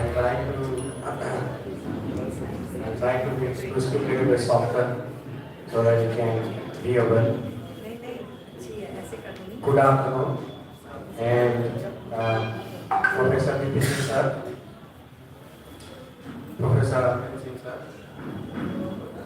Jiten Singh sir was here, but he is not here at the moment.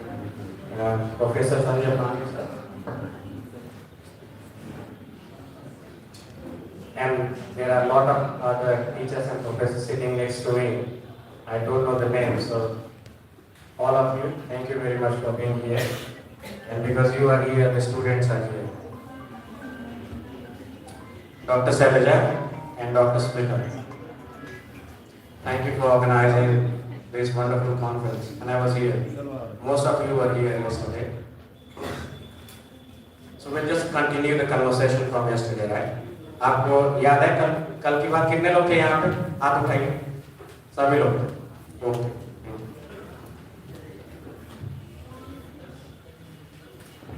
तो मेरे पास ये स्लाइड है, स्लाइड से स्टार्ट करेंगे और थोड़ा सा स्लाइड और थोड़ा इसके अलावा अगर आपको मेरी आवाज नहीं आ रही हो तो हाथ उठा के बताओ। तो topic for today is AI for innovation and entrepreneurship। ये हमारे कॉन्फ्रेंस का थीम भी है। तो मेरा आज का session AI for innovation and entrepreneurship इसी पे। थोड़ा सा कल बताया था मैंने अपने बारे में। I'll tell you a little bit more about me.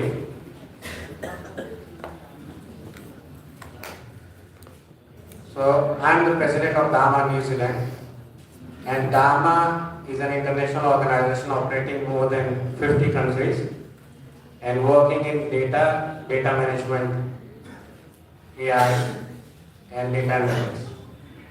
So I'm the president of DAMA New Zealand and national leader for data and AI in New Zealand. So my expertise are in data analytics and AI. And I've been a speaker all along from so many years. I was the speaker in a DGIQ and EDW conference. It's known as Enterprise Data World.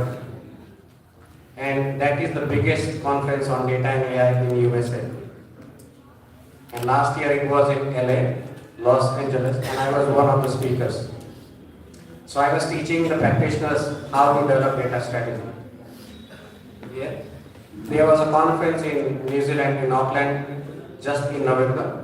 The conference was Chief Data Officer Conference, and I was one of the dignitaries there. And I've been speaking in USA, Mexico, many engineering colleges and management institutes in India and New Zealand. And I've done my engineering from Noida in computer science and engineering. And I've also done my MBA from University of Canterbury, New Zealand. It is one of the premier universities, and it has a QS ranking, quite good QS ranking worldwide. It's a good university to go to.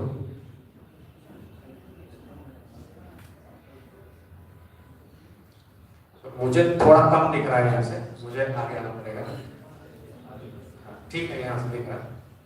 AI, ठीक है। AI के बारे में बात करते हैं, थोड़ा detail में जाएंगे आज।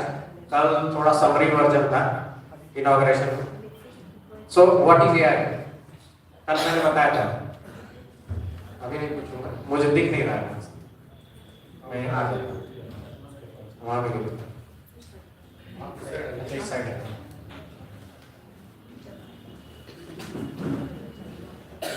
आप लोगों को दिख रहा है स्क्रीन? AI क्या है? AI is a machine or system that simulates human intelligence. Human intelligence क्या होता है? Decision making करना। जहाँ पे easy हो वहाँ तो decision making करना है, जहाँ complicated हो, exceptions हो, वहाँ decision making करना है। तो AI को हम क्या ट्रेन करते हैं? Decision making करने के लिए।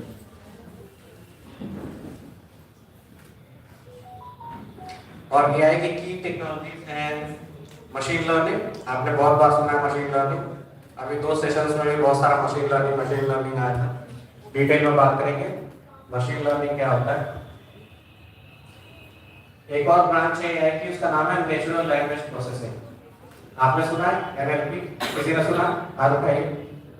नहीं सुना।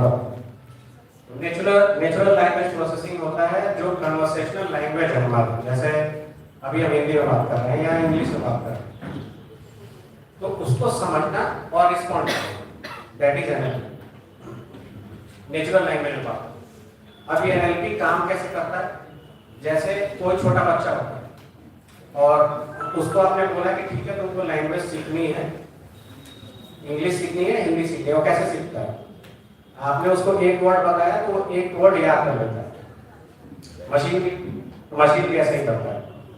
जैसे ही हम उसको एक वर्ड बताते हैं वो उसको कोडिफाई करता है, वो उसको लिख देता है नंबर 1। अगर हमने बोला कि फूड है तो पहले नंबर पर फूड लिख देता है। जैसे जैसे उसको नए वर्ड मिलते जाते हैं उसको सीक्वेंस करता रहता है, जैसे एक डिक्शनरी में करता है। और जैसे जैसे वो वर्ड्स ऐड करते जाता है उसी को हम बोलते हैं ट्रेनिंग। जैसे जैसे वो लिस्ट बनती जाती है, जब आप सोचो कि हमने उसको बहुत सारा ट्रेन कर दिया लैंग्वेज, किसी भी लैंग्वेज में, इसीलिए आपने देखा होगा कि एआई जो है बहुत ही इजीली ट्रांसलेट कर देता है। आप हिंदी में बोलते हैं तो हिंदी में जवाब देता है, आप इंग्लिश में बोलते हैं तो इंग्लिश में देता है, क्योंकि हमने उसको ट्रेन कर रखा है। अब आप सोचो हम उसको भोजपुरी में ट्रेन करते हैं, किसी भी और लैंग्वेज में ट्रेन करते हैं, तो सारे वर्ड का एक सीक्वेंस नंबर जनरेट कर देगा वो। और सोचिए कि कोई एक वर्ड है जो उसको अब तक पता नहीं है और आपने उसको वो बोला, तो वो क्या करेगा? नेक्स्ट सीक्वेंस में वो वर्ड लिख देगा अपने डिक्शनरी में। और जैसे ही आप कोई सेंटेंस बोलते हो वो प्रोसेस करता है इंफॉर्मेशन, तो उसको ये पता नहीं है कि आप क्या बोल रहे हो, he doesn't know. What it does is उसको पास करता है और सीक्वेंस उठाता है कि ठीक है इन्होंने बोला है कि food is there, you just eat, उसके सीक्वेंस उसको पता चलता है। जैसे मैं आपको इंग्लिश की डिक्शनरी दे दूं और बोलूं कि मैं 5 वर्ड लिख दूं, आपको इंग्लिश नहीं आती, और बोलूं इसमें से ढूंढ के आप लिखो इसका मीनिंग क्या, शायद आप लिखो, वही काम एआई करता है। वो पूरे जो उसने उस डिक्शनरी बना रखी है उसमें जाके वो ढूंढता है कि क्या चीज है और उसको एक कन्वर्सेशनल लैंग्वेज में आपको देता है। समझ में है? समझ में आ रहा है? तो उसको बोलते हैं एनएलपी। मशीन लर्निंग भी बता दें, मशीन लर्निंग आपने बहुत सुना है, मैंने देखा। अगला रोबोटिक्स। अब रोबोटिक्स क्या है? वो भी एक ब्रांच है एआई की। रोबोटिक्स में क्या करते हैं कि जो भी ये मॉडल है या जो भी ऑटोमेशन है वो हम मशीन को पास ऑन कर देते हैं। क्या करते हैं? मशीन को पास ऑन कर देते हैं। तो मशीन क्या करता है? मशीन सिमुलेट करता है। जैसे अब हमने लिखा है कि अगर हम ये कहें कि रेज योर लेफ्ट हैंड, तो आपको बायां हाथ उठाना है, तो वो मशीन में हमने फिट कर दिया तो मशीन वो काम करेगा। ऐसे ही जो भी सिमुलेशन होते हैं मशीन के, रोबोटिक्स के, जो भी कोई भी आप रोबोट देखते हैं, जो भी काम हम उसका डिजाइन करते हैं वो यही काम करता है। वो नेचुरल लैंग्वेज प्रोसेसिंग से उसके एक्शंस को सिमुलेट करता है। कंप्यूटर विजन, किसी ने सुना कंप्यूटर विजन आप में से? एक जने ने सुना कंप्यूटर विजन। तो कंप्यूटर विजन क्या होता है कि जैसे कोई फोटो है, पिक्चर, या हमने बाहर कैमरा लगा दिया है और हमने बोला है कि ठीक है जितेंद्र सर आए तो यहाँ पे नोटिफिकेशन भेज दो कि सर आ गए गेट के अंदर। तो कंप्यूटर विजन क्या करता है? वो फेस रिकॉग्निशन करता है, इस तरह की सारी चीजें करता है। तो जैसे ही वो पर्सन वॉक इन करेगा, कैमरे के पास फीड जाएगा, वो लाइव फीड पास ऑन करेगा मशीन, जिसको हमने ट्रेन कर रखा है बहुत सारे फोटोज के साथ। हमने सभी स्टाफ के फोटोज अगर उसको पास ऑन कर दिए तो नोटिफाई कर देगा कि ये प्रोफेसर अब कॉलेज में आ चुके हैं। तो ये कंप्यूटर विजन। और बहुत सारे, पर मेनली ये मशीन लर्निंग। आपने सुना बहुत सारे एल्गोरिथम्स भी लोगों ने बात किया है, तो थोड़ा सा बता देता हूँ आपको। मशीन लर्निंग क्या होता है कि जैसे मान लो हमको कोई प्लानिंग करनी है, जैसे हमारी एक फैक्ट्री है और उसकी सप्लाई प्लानिंग करनी है। सप्लाई प्लानिंग क्या होती है कि हमको अगर क्लोथिंग बनाना है तो उसके जो रॉ मटेरियल होते हैं क्लोथिंग के, क्या होते हैं? कॉटन होता है, जो भी चीजें होती हैं वो कहाँ से हम सोर्स कर रहे हैं, कब आ रहा है, किस टाइम पे आ रहा है, और उसको हम कितने अच्छे से कितने टाइमली फैक्ट्री में ले आ सकते हैं, उसको बोलते हैं सप्लाई प्लानिंग। तो सप्लाई प्लानिंग हमने करनी है और हमको फोरकास्ट करना है कि ठीक है इस वीक का तो हमारा प्रोडक्शन हो रहा है 5000 टी शर्ट, नेक्स्ट वीक का प्रोडक्शन हो रहा है 10,000 टी शर्ट, तो हमको 10,000 के हिसाब से रॉ मटेरियल चाहिए, तो उसको बोलते हैं सप्लाई प्लानिंग। तो सप्लाई प्लानिंग हमको करनी है। अब हमने ये सारा डेटा मशीन में डाल दिया। तो आपने एल्गोरिथम सुने थे, कई सारे एल्गोरिथम होते हैं, बहुत सारे लोगों ने बात भी किया, टेक्निकल डिटेल में जाना ठीक नहीं रहेगा। तो उन एल्गोरिथम्स में जब वो डेटा पास ऑन करते हैं तो वो हमें रिजल्ट देता है। हमको किसी से मतलब रिजल्ट से कि ठीक है अगर हमें 10,000 टी शर्ट प्रोड्यूस करने हैं नेक्स्ट वीक, तो ये सारा हमारा फोरकास्टेड रॉ मटेरियल होगा। तो हम क्या करेंगे, हमारी ऑर्डर टीम वो सारी चीजें ऑर्डर करेगी कि ठीक है हमको नेक्स्ट वीक ये सारी चीजें, जिससे कि हमारा ये सारा टी शर्ट बन जाए। तो वहां हम यूज करते हैं मशीन लर्निंग। तो मशीन लर्निंग क्या करता है, डेटा पास ऑन करते हैं और डेटा से उसका आउटपुट मिल जाता है हमें। अगर हमको सिर्फ प्रेडिक्शन करना है तो वो वाला हम एल्गोरिथम यूज करेंगे, कोई और चीज करना है तो उस तरह का एल्गोरिथम यूज करेंगे। समझदार आप लोगों को? तो एआई एंटरप्रेन्योरशिप थोड़ा वो भी देख लेते हैं। So AI in entrepreneurship is game changer। क्यों है game changer? क्योंकि जो काम हम बहुत टाइम लगा के करते थे, जैसे हमने कोई प्रोडक्ट बना लिया है उसकी टेस्टिंग करनी है कि ठीक है चलो हमको टेस्टिंग करनी है और अच्छी वाली टेस्टिंग करनी है। कोरोना का एग्जांपल लो, हमने ड्रग की टेस्टिंग की पर हमारे पास इनफ टाइम नहीं था कि हम ड्रग की उस तरह की टेस्टिंग करें।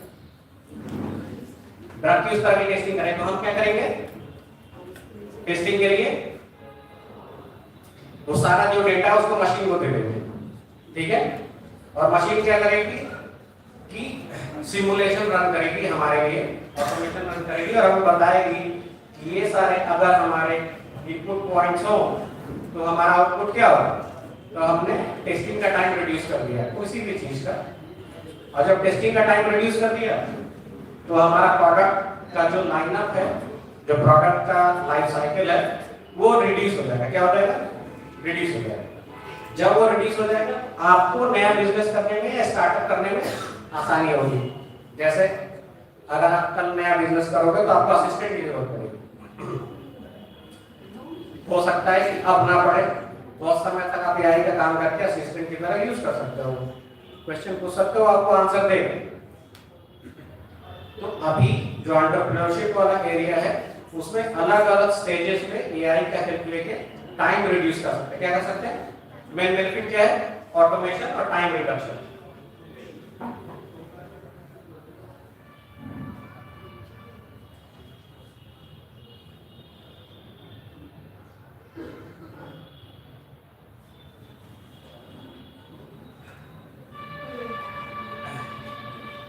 रियल वर्ल्ड एप्लीकेशन, कल हमने कुछ बात किए थे रियल वर्ल्ड एप्लीकेशंस के, जैसे हमने बात किया था बैंकिंग का या आपके पोस्टपेड बिल का, कि अगर आपके बैंक का आपको बैलेंस चाहिए तो कोई जरूरत नहीं है आपको लॉगिन करने का आपके अकाउंट में या एटीएम में जाने का, आप व्हाट्सएप में मैसेज करते हो और वो इंफॉर्मेशन पास ऑन करता है बैंकेट को और आपको पता चल जाता है।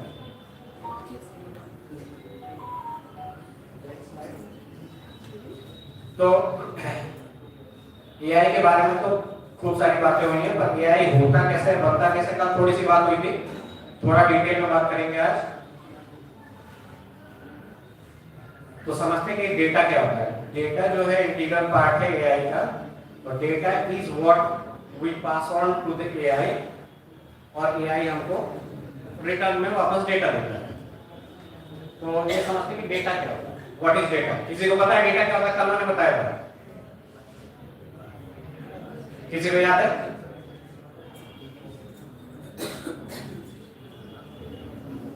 Raw facts. रॉ फैक्ट क्या होता है, जो भी चीज आप देखते हो, जैसे मेरे सामने 5 लोग बैठे हैं, लेफ्ट वाले उसमें 6 लोग बैठे हैं, ये डेटा है। या जितने स्टूडेंट बैठे हैं उनको कुछ नाम है, वो एक डेटा है। वो किस शहर से हैं, कहाँ से आते हैं, उनके मदर फादर कौन है, सब डेटा है। तो जो भी हम रॉ फैक्ट एक्सपीरियंस कर सकते हैं, देख सकते हैं, वो सब रॉ फैक्ट है, डेटा है। और क्या होता है डेटा?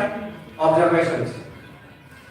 आपने महसूस किया कि अभी ठंड लग रही है तो हीटर चला देते हैं, या आपने महसूस किया कि अभी गर्मी लग रही है तो एसी चला देते हैं।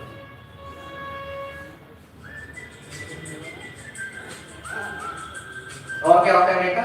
नंबर। आप किसी ने बोला कि ठीक है मुझे तो 80% ही मिले, तुम्हें 90% मिले, तो वो क्या है?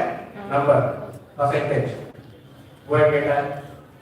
टेक्स्ट, मैंने आपको मैसेज भेजा कि कल यहाँ पे कॉन्फ्रेंस है, ये एक डेटा है। इमेजेस, फोटो खींच के भेजा है किसी को, या कोई भी इमेज है, वो एक डेटा है। पहले ऐसा लोग बिलीव करते थे कि जो डेटा होता है वो टेक्स्ट फॉर्म में होता है, पर अब एआई के एज में हम इमेज और वीडियो को भी डेटा मानते हैं, क्योंकि उसमें से मीनिंगफुल इंफॉर्मेशन हम एक्सट्रैक्ट कर सकते हैं मशीन लर्निंग से, इसलिए हम उसको डेटा मानते हैं। सिग्नल्स, अब सिग्नल क्या होता है? जैसे कोई मशीन होती है, अगर प्रोडक्शन की मशीन आप देखोगे तो हर सेकंड बहुत सारे डेटा जनरेट करती है, बहुत सारे सिग्नल भेजती है, तो वो भी क्या होता है? डेटा।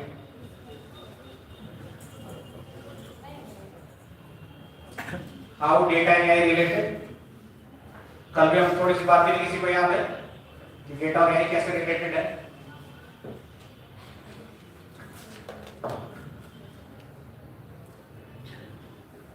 अभी थोड़ी देर पहले हमने बात की थी कि एआई जो होता है वो डेटा से लर्न करता है, और कैसे करता है तो थोड़ा सा वो बैकग्राउंड में जाते हैं, कल थोड़ी सी बात की थी, थोड़ा डिटेल में समझते हैं कैसे करता है।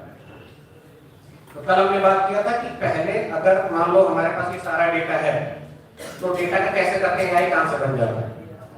हम क्या करते हैं कि we take all that data and then store it somewhere. क्या करते हैं? स्टोर करते हैं। जहां स्टोर करते हैं उस चीज को क्या बोलते हैं? कल बताया था मैंने। आप सबको सीखना है ना, कुछ डेटा समझना है ना, क्या बताया मैंने? कहां स्टोर करते हैं? जहां स्टोर करते हैं उसको बोलते हैं डेटाबेस। कई लोगों ने हाथ उठाकर कल उनको सीक्वल आती है या सीक्वल का नाम सुन रखा है, कितने लोगों ने किया हाथ उठाइए? एसक्यूएल कई लोगों ने सुन रखा है। तो डेटा को कहां स्टोर करते हैं? डेटाबेस। अब जो डेटाबेस होता है अगर स्टोर कर दिया तो उसको रीड भी करना पड़ेगा कि ठीक है अब तो स्टोर कर दिया है। अब रीड करेंगे कि ठीक है ये कॉलेज का डेटाबेस है, इसमें सारे प्रोफेसर, सारे टीचर्स का डेटा है। अब आपको फाइंड आउट करना है कि फिजिक्स के टीचर कौन, तो आपको क्वेरी लिखनी पड़ेगी एसक्यूएल में। कहाँ लिखेंगे? वो एक सॉफ्टवेयर होता है, उसका नाम है डेटाबेस मैनेजमेंट सिस्टम। क्या होता है? Management system. सुन रखा है डीबीएमएस। डीबीएमएस की लैंग्वेज है एसक्यूएल। उसमें क्या करते हैं? लिखते हैं, छोटे छोटे कोड लिख के आप इंफॉर्मेशन निकाल सकते हैं। ठीक है, फिजिक्स के प्रोफेसर कौन? अब जब ये डेटा होता है डेटाबेस मैनेजमेंट सिस्टम में, इसको बोलते हैं ऑपरेशनल सिस्टम। क्या बोलते हैं? ऑपरेशनल। ऑपरेशनल क्यों बोलते हैं? क्योंकि हम उसमें स्टोर कर रहे हैं लगातार। आज हमने कोई नया कोर्स लॉन्च किया है तो उसमें नए कोर्स की डिटेल डालनी है, वो होता है ऑपरेशनल सिस्टम। अब ये डेटा जब काफी बड़ा हो जाता है तो इसको हमें कहीं और स्टोर करने की जरूरत पड़ती है। उसको बोलते हैं क्या? Historical data. उसको कहां स्टोर करते हैं? Data warehouse. कहां स्टोर करते हैं? और ये जब डेटा वेयर हाउस में स्टोर कर देते हैं तो उससे हमको कुछ इंफॉर्मेशन अगर निकालना हो उसको बोलते हैं बिजनेस इंटेलिजेंस। क्या बोलते हैं? ठीक, आपको समझ में आ रहा है? ऐसे ही सीखना है बिजनेस इंटेलिजेंस। तो बिजनेस इंटेलिजेंस में हम क्या करते हैं कि जो भी डेटा होता है जो हमारे ऑपरेशनल सिस्टम है, ऑपरेशनल सिस्टम क्या है? डीबीएमएस, डेटाबेस आपका। जो भी ऑपरेशनल सिस्टम में डेटा है उसको हम डेटा को उठाते हैं। आपने एक वर्ड होता है शायद सुना होगा पाइपलाइन, कितने लोगों ने सुना पाइपलाइन या डेटा पाइपलाइन, सुन रखा है। तो हम डेटा पाइपलाइन के थ्रू वो डेटा उठाते हैं और डेटा वेयरहाउस में स्टोर कर देते हैं। कहाँ स्टोर करते हैं? डेटा वेयरहाउस में। तो डेटा वेयरहाउस क्या है? ये डेटा का वेयरहाउस है, उसमें सारा डेटा हिस्टोरिकल रखते हैं। 1968 से ये कॉलेज है, अगर हमारे पास डेटा वेयरहाउस होता तो हमारे पास 1968 से डेटा होता। कब से होता? तो हम देख सकते थे 1968 में कौन कौन स्टूडेंट थे किस किस क्लास में। अब हमारे पास नहीं है, फ्यूचर में हो सकता है। ठीक है, अब एक और प्रॉब्लम आ गई कि ये जो डेटा वेयरहाउस है उसमें सिर्फ हम स्ट्रक्चर डेटा रखते हैं। स्ट्रक्चर डेटा क्या होता है? नंबर, टेक्स्ट, इमेज नहीं, सिग्नल वैल्यू और वीडियो वैल्यू। तो ये सारा डेटा हम रखते हैं डेटा वेयरहाउस में हिस्टोरिकल। पर जब हमें इमेज और वीडियो रखने की बात आती है तो हम रख नहीं सकते हैं, क्योंकि वो इतना बड़ा नहीं है, वो इतना इक्विप नहीं है उसको रख सकते। उसको किसी एक दूसरे जगह रखते हैं। किसी ने नाम सुना? नहीं सुना? उसको बोलते हैं डेटा लेक। किसी ने नाम सुना? Data lake. तो हम क्या करते हैं, अब इस प्रॉब्लम को सॉल्व करने के लिए हम इमेजेस और वीडियोस को या कोई भी डेटा होगा उसको हम डेटा लेक में रख देते हैं। जैसे नाम से पता चल रहा है कि डेटा वेयरहाउस होता है, एक बड़ा सा वेयरहाउस है, उसमें हम डेटा रख देते हैं। पर सीक्वेंसली रखते हैं कि हमने ठीक है यहाँ पे 1968 के बैच का डेटा रखा है और यहाँ पे हमने रखा है 2025 का डेटा। पर डेटा पर जो लेक होता है, अब लेक क्या है? लेक में वो डेटा हम कहीं भी रखते हैं। इमेज आ गया, वीडियो आ गया, हम उसमें डाल देते हैं। तो जो ये प्रॉब्लम क्रिएट हुई डेटा लेक में जाने के बाद हमको फिर क्या पड़ता है? उसमें इंफॉर्मेशन निकालने के लिए मशीन लर्निंग क्या करना पड़ता है? हमको पता ही नहीं कि हमने कहाँ रखा है। भाई इमेज है, वीडियो है, किसी ने बोला, जैसे हमारे पास आप समझ लीजिए कि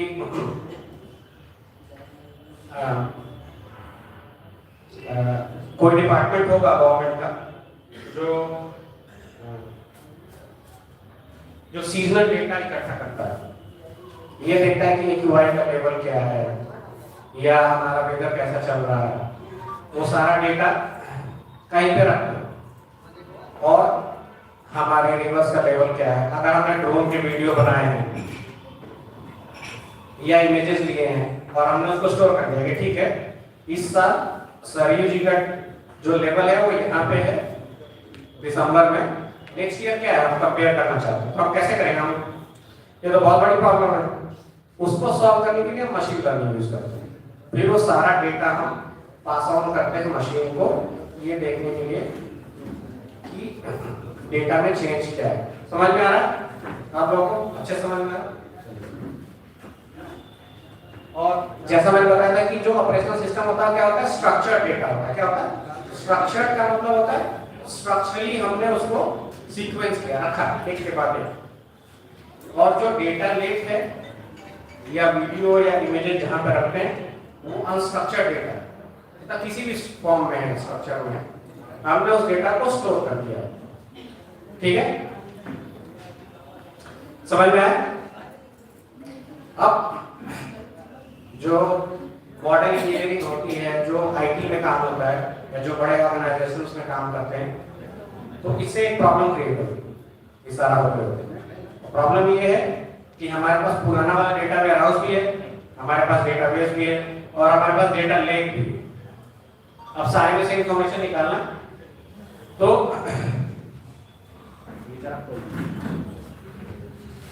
सारे में से थोड़ा मेरा गला ड्राई हो रहा है, थोड़ी खराश हो गई है, तो सर बीच में कॉफी पी लीजिए। सही, coffee P. I am also this problem.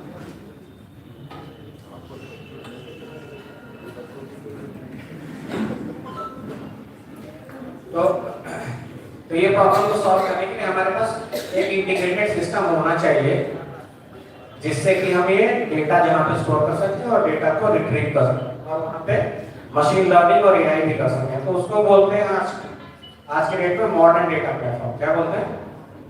Modern data platform. Modern data platform में हमारे पास स्पेस भी होता है और एक वर्ड है उसका नाम है कंपटीशन। कितने लोगों ने सुन रखा है कंपटीशन? कंपटीशन क्या है कि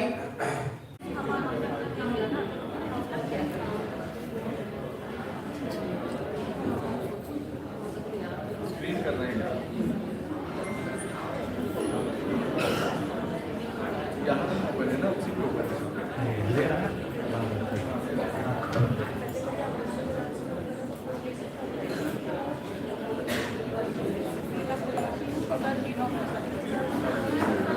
सर पीपीटी स्टार्ट हो गया, तो दोबारा से स्टार्ट करते हैं।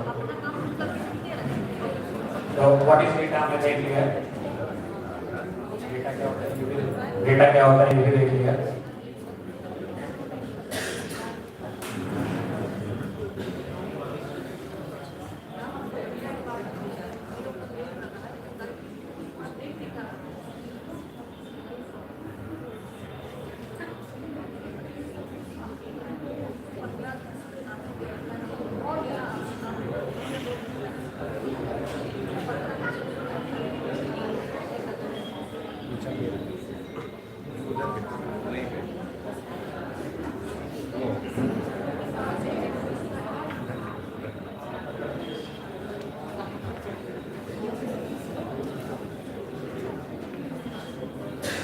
तो हमने बात कर ली है कि मॉडर्न डेटा प्लेटफॉर्म कहते हैं। मॉडर्न डेटा प्लेटफॉर्म क्या करता है और क्या प्रॉब्लम सॉल्व करता है। उसके बाद आपको एंटरप्रेन्योरशिप में क्या करना होता है, बिजनेस करना होता है, कोई ना कोई बिजनेस। तो आपको ये समझना है कि आपको बिजनेस में डेटा एनालिटिक्स और एआई कहाँ पे यूज करना है। जैसे मैं आपको एक एग्जांपल और दे देता हूँ, छोटा सा एग्जांपल है। जैसे हम अभी रिवर्स का डेटा कलेक्ट करने की बात कर रहा था मैं, तो फ्लड मॉनिटरिंग का एक सिस्टम होता है, उसमें फ्लड का डेटा कलेक्ट करते हैं और फ्लड के डेटा को कलेक्ट करने के बाद हमको ये देखना होता है कि फ्लड का लेवल क्या है और हमारा जो इनपुट क्या होता है फ्लड का, पानी, वाटर, बारिश का पानी, नदी का पानी है, किसी भी चीज का पानी। तो उन सारी चीजों को हम क्या यूज करते हैं, इनपुट डेटा की तरह यूज करते हैं और फिर हम प्रिडिक्ट करते हैं, जनरेट करते हैं प्रिडिक्शन। क्या प्रिडिक्ट करते हैं कि अब रिवर का जो लेवल है नेक्स्ट 24 आवर में क्या है। ये हम ऑपरेशनली यूज करते हैं हमारे ऑर्गेनाइजेशन, ये देखने के लिए कि अगर फ्लड आएगा तो हमको इवैक्यूएट करना पड़ेगा कहाँ पे, किस जगह के लोगों को हमें इवैक्यूएट करना है, हम वहाँ पे यूज करते हैं। यहाँ भी बहुत सारे ऑर्गेनाइजेशंस हैं जो स्टेट गवर्नमेंट के हैं या सेंट्रल गवर्नमेंट के हैं, वो लोग भी यूज करते होंगे जरूर, क्योंकि जो वार्निंग वो आपको देते हैं कि फ्लड आने वाला है या कोई साइक्लोन आने वाला है, वो उसी को यूज करके देते हैं, उसी मॉडलिंग को यूज करके देते हैं। Automates decision making. अब ऑटोमेशन क्या होता है, ऑटोमेशन होता है जैसे आपका कोई टास्क है, मैनुअल है, मैंने आपको बोला कि ये काम करके ले आओ, आप गए और आपने मैनुअली वो काम किया, या आपने जो है एआई का यूज किया या किसी भी मशीन का यूज किया और वो काम करके लाए, उसको कहते हैं ऑटोमेशन। क्या बोलते हैं, ऑटोमेशन। तो किसी भी टास्क को अगर उसमें से मैनुअल कंपोनेंट हम निकाल दें और उसको ऑटोमेट कर दें कि वो मशीन वही काम कर दे, उसको बोलते हैं ऑटोमेशन। जैसे हमने किसी प्रोडक्ट की टेस्टिंग करनी है तो ह्यूमन ना करे वो टेस्टिंग, मशीन करे, तो उसको बोलेंगे ऑटोमेशन। जैसे न्यूजीलैंड में एक ऑर्गेनाइजेशन है, उसका नाम है काठमांडू लिमिटेड, वो पफर जैकेट बनाती है, इंटरनेशनल ब्रांड है, यूएस और ऑस्ट्रेलिया में भी वो अपने जैकेट सेल करते हैं। तो उनकी टेस्टिंग के लिए जो उनका फैब्रिक होता है उसके लिए पर्टिकुलर काइंड ऑफ आई चाहिए होता है, जिससे वो देख के वो टेस्टिंग करते हैं। पर जब से ये मशीन लर्निंग और एआई इन सब का ज्यादा यूज स्टार्ट हुआ है, तो उनको क्या करना चाहिए, उस प्रोसेस को ऑटोमेट करना चाहिए। अब ऑटोमेशन में अलग अलग तरह की प्रॉब्लम्स हो सकती हैं कि ठीक है क्या ये फिजिबल है ऑटोमेट करना? क्या ये फिजिबल नहीं है? जो चीजें फिजिबल है उनको ऑटोमेट करने से क्या होता है? चीजें तेज हो जाती है, फास्टर हो जाती है। नेक्स्ट स्लाइड पर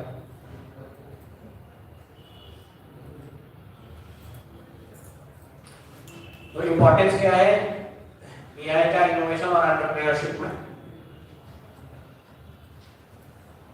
एआई क्या करता है? इनेबल करता है एफिशिएंट प्रोडक्ट डेवलपमेंट। हमने बात किया था कि अगर आप कोई प्रोडक्ट डेवलपमेंट कर रहे हैं, जिस भी तरह का कर रहे हो, अगर आप उसको जिस स्टेज पे भी आपको एआई यूज करना है या डेटा यूज करना है या कुछ इन्फॉर्म डिसीजन लेने हैं डेटा यूज करके, तो वो आपकी एफिशिएंट प्रोडक्ट डेवलपमेंट में हेल्प करता है। जैसे मैन्युफैक्चरिंग की हमने कल बात की थी, मैन्युफैक्चरिंग में क्या होता है? मैन्युफैक्चरिंग में क्या होता है? हमको एक कैन बनाना है फॉर्मूला मिल्क का, जो छोटे बच्चों को दिया जाता है जब वो बॉर्न होते हैं। कितने लोगों को पता है फॉर्मूला मिल्क छोटे बच्चों को देते हैं जब वो बॉर्न होते हैं? कितने लोगों को पता है? सारे लोग। तो फॉर्मूला मिल्क सबसे जरूरी चीज क्या है मैन्युफैक्चरिंग में? रेसिपी। आपको ये पता होना चाहिए कि जब भी आप लोग खाना बनाते हैं घर में, तो आप क्या करते हैं? आपको पता है कि कितना नमक डालना है, पता है ना? वो एक रेसिपी का पार्ट है। तो हम क्या करते हैं? ये सारे रेसिपी को ऑटोमेट करके सिस्टम में डाल देते हैं कि हम एक डब्बा कैन बनाएंगे तो उसमें ये सारी रेसिपी होती है। कोई भी प्रोडक्ट आप खरीदते हो उसके पीछे लिखा होता है, आपने ध्यान दिया कि किस क्वांटिटी में क्या डालना है? आपने नहीं देखा है, पर आप जब जॉब करोगे या एंटरप्रेन्योर बनोगे तो आपको रेसिपी मेंटेन करनी होगी। जब आप वो रेसिपी मेंटेन करोगे, सिस्टम में डालोगे, वो ऑटोमेटिकली मिक्स कर देगा कि ये सारी चीजें हैं, इससे हमको एक फॉर्मूला मिल्क का कैन बनाना है। ठीक है, समझ में आ रहा? तो प्रोडक्ट डेवलपमेंट में हेल्प करता है। अब वैसे तो हम मैन्युअली कर लेते हैं सारा काम, पर जब हम जैसे कल संजय मेधावी सर ने बताया था कि इंडस्ट्रियल रेवोल्यूशन में क्या क्या किया हमने? फास्ट कर दिया प्रोडक्ट डेवलपमेंट। तो मशीन को जो चीजें हैंडओवर करते गए, उसमें अब मशीन को हमने हैंडओवर कर दिया है ये सारी चीजें, जिससे उसका डेवलपमेंट साइकिल फास्ट। समझ में आ रहा आपको? जब एंटरप्रेन्योर बनेंगे तो यूज करेंगे इन सारी चीजों का।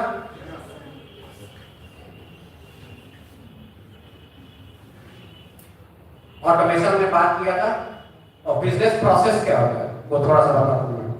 बिजनेस प्रोसेस क्या होता है कि जैसे मैंने बोला कि ठीक है हमको एक कॉन्फ्रेंस कराना है तो इसका बजट अप्रूव करना है, तो इसका एक प्रोसेस होता है। कोई भी आदमी बजट अप्रूव नहीं कर सकता, कोई भी आदमी एप्लीकेशन नहीं कर सकता, तो उसको क्या बोलते हैं? Business process. वो हम डॉक्यूमेंट कर देते हैं कि ठीक है जो हमारी फाइनेंशियल अथॉरिटी है अप्रूव वो बजट अप्रूव करेगी, जो एप्लीकेशन अथॉरिटी होगा वो एप्लीकेशन करेगा, उसको क्या बोलते हैं? Business process. इस सारे बिजनेस में कुछ ना कुछ प्रोसेस होता है, उसको बोलते हैं बिजनेस प्रोसेस। और इन सारे प्रोसेस को हमने ऑटोमेट कर दिया। अभी हमने सब मैनुअल किया है ना, कॉन्फ्रेंस चले मैनुअल किया है। अगर हमने इन सारे प्रोसेस को ऑटोमेट कर दिया तो हमारा टाइम सेव है। जब हम प्रोडक्ट डेवलपमेंट करेंगे या हम अपनी कंपनी बिल्ड करेंगे तो बिजनेस प्रोसेस को क्या करना है? ऑटोमेट करना है। डेटा ड्रिवन डिसीजन मेकिंग, हमने डेटा के बारे में खूब डिटेल में बात किया है। डेटा वेयरहाउस क्या होता है, डेटा लेक क्या होता है। अब इसका सिंथेसिस क्या है कि डेटा कहीं भी रखो, उससे मतलब नहीं। डेटा से हम क्या इंफॉर्मेशन निकालते हैं और उससे हम क्या डिसीजन मेकिंग करते हैं वो मैटर करता है। क्या मैटर करता है? डिसीजन मेकिंग मैटर करता है। जैसे हम एक कंपनी रन कर रहे हैं, मल्टी-बिलियन डॉलर, मैंने बहुत सारी कंपनी में जॉब किया है। HP ह्यूलेट पैकर्ड आपने नाम सुना होगा, जो लैपटॉप बनाती है, उसके सॉफ्टवेयर डिवीजन में मैंने इंडिया में और न्यूजीलैंड में जॉब किया। सुना?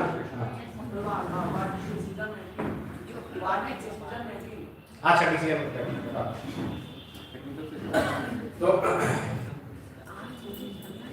तो उस करना क्या होता है कि जैसे अगर वो ऑर्गेनाइजेशन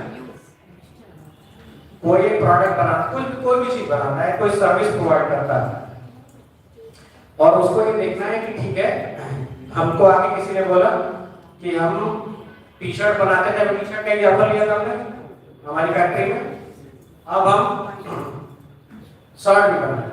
क्या बनाएंगे? शॉर्ट। शॉर्ट का तो जो भी रॉ मटेरियल होगा ये सब अलग होगा, है ना? आपकी डिसीजन मेकिंग कौन करेगा कि नहीं हम अब शॉर्ट बनाना है? कोई तो डिसीजन मेकिंग अथॉरिटी होगा।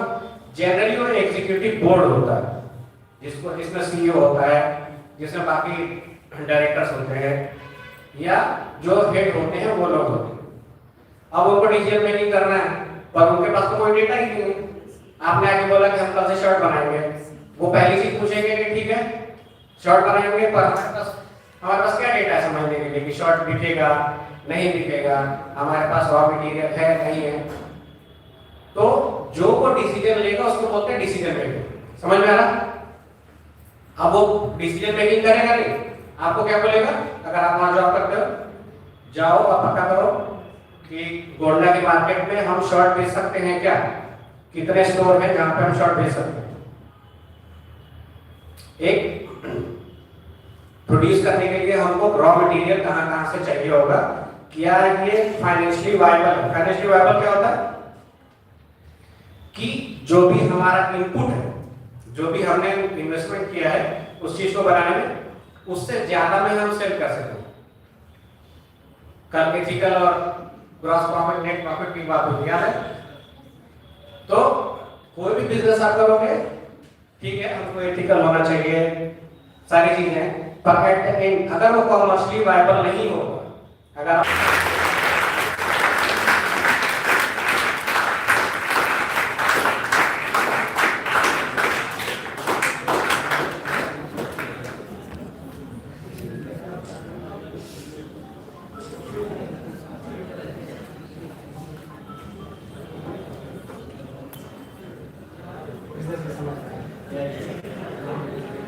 So, in between us, there's one faculty, our Dr. Shri sir, and he will be presenting his paper, and it will take hardly 10-15 minutes. And after that, we will go for the lunch break. And after lunch break, we are continuing the technical session 4.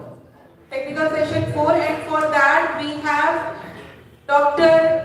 Pawan Kumar Chaurasia sir from Bhimrao Ambedkar University, Lucknow, and he is from Department of Science and Technology, IT department basically. So he is joining us for the technical session 4. So stay with us, and the certificate distribution will also be done after lunch only. Everyone has to stay back for the certificates also. And now I would request our reporter for the session, Dr. Manish Sharma sir, to report this session, and after that we have one presentation from Shri Lal sir. Please be patient. Thank you, ma'am. To conclude this third technical session of our today international conference, I would like to start to thank our first speaker, Dr. Uma Maheshwara Rao, might he not be present here at this time, for delivering his lecture. After that, I would like to thank Dr. Raghavendra Nair to deliver his lecture. And last, I would like to thank Dr. Mr. Anup Singh to deliver his lecture beautifully and making it real sense participative. It was a beautiful lecture, and I hope the students and all the participants have learned a lot. I thank all my senior colleagues and participants. I also thanks to the media persons giving it a huge coverage in the local as well as state media. And again, I congratulate the organizers for successfully conducting this international conference. Thank you very much.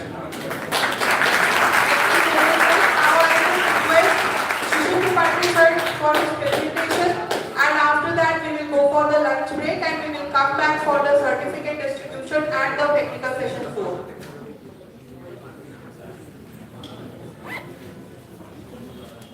Thank you, madam.